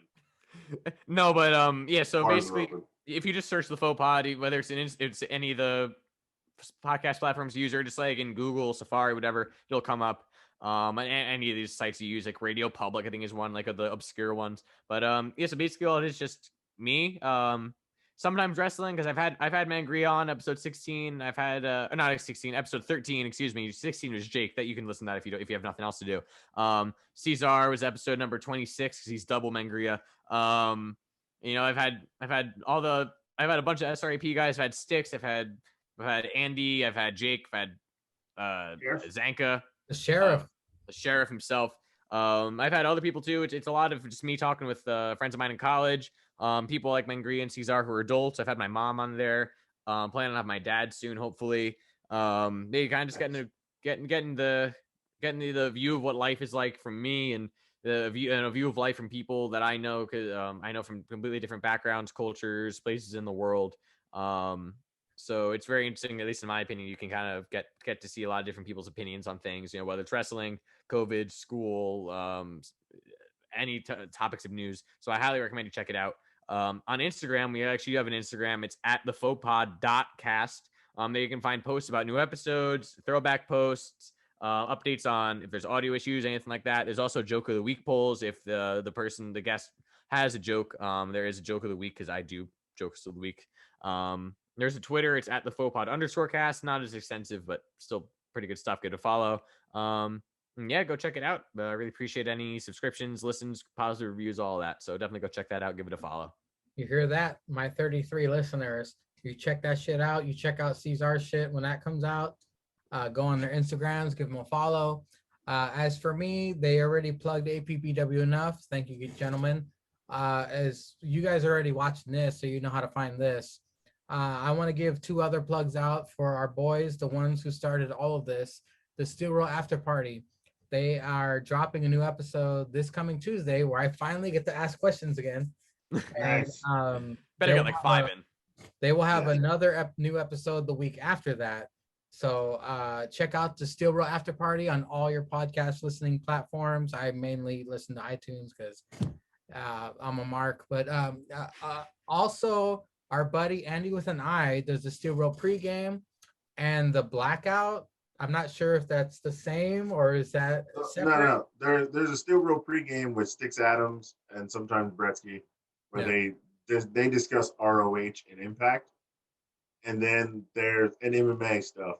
Then the Blackout is literally supposed to be us and then them, where we start off talking wrestling and then we just get fucked up and talk stupid shit. Yeah, then Andy has a couple of seltzers and plenty of Blackouts to listen to on Anchor.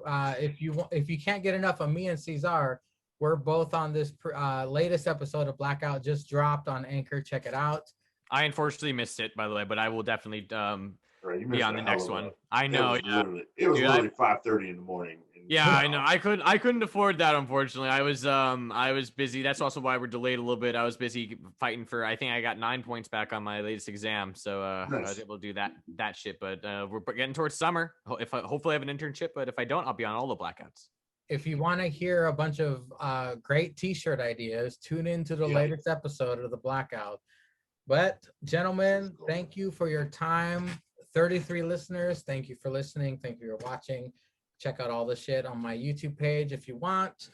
And hey, as always, like I said, Linda's Bush has been retired.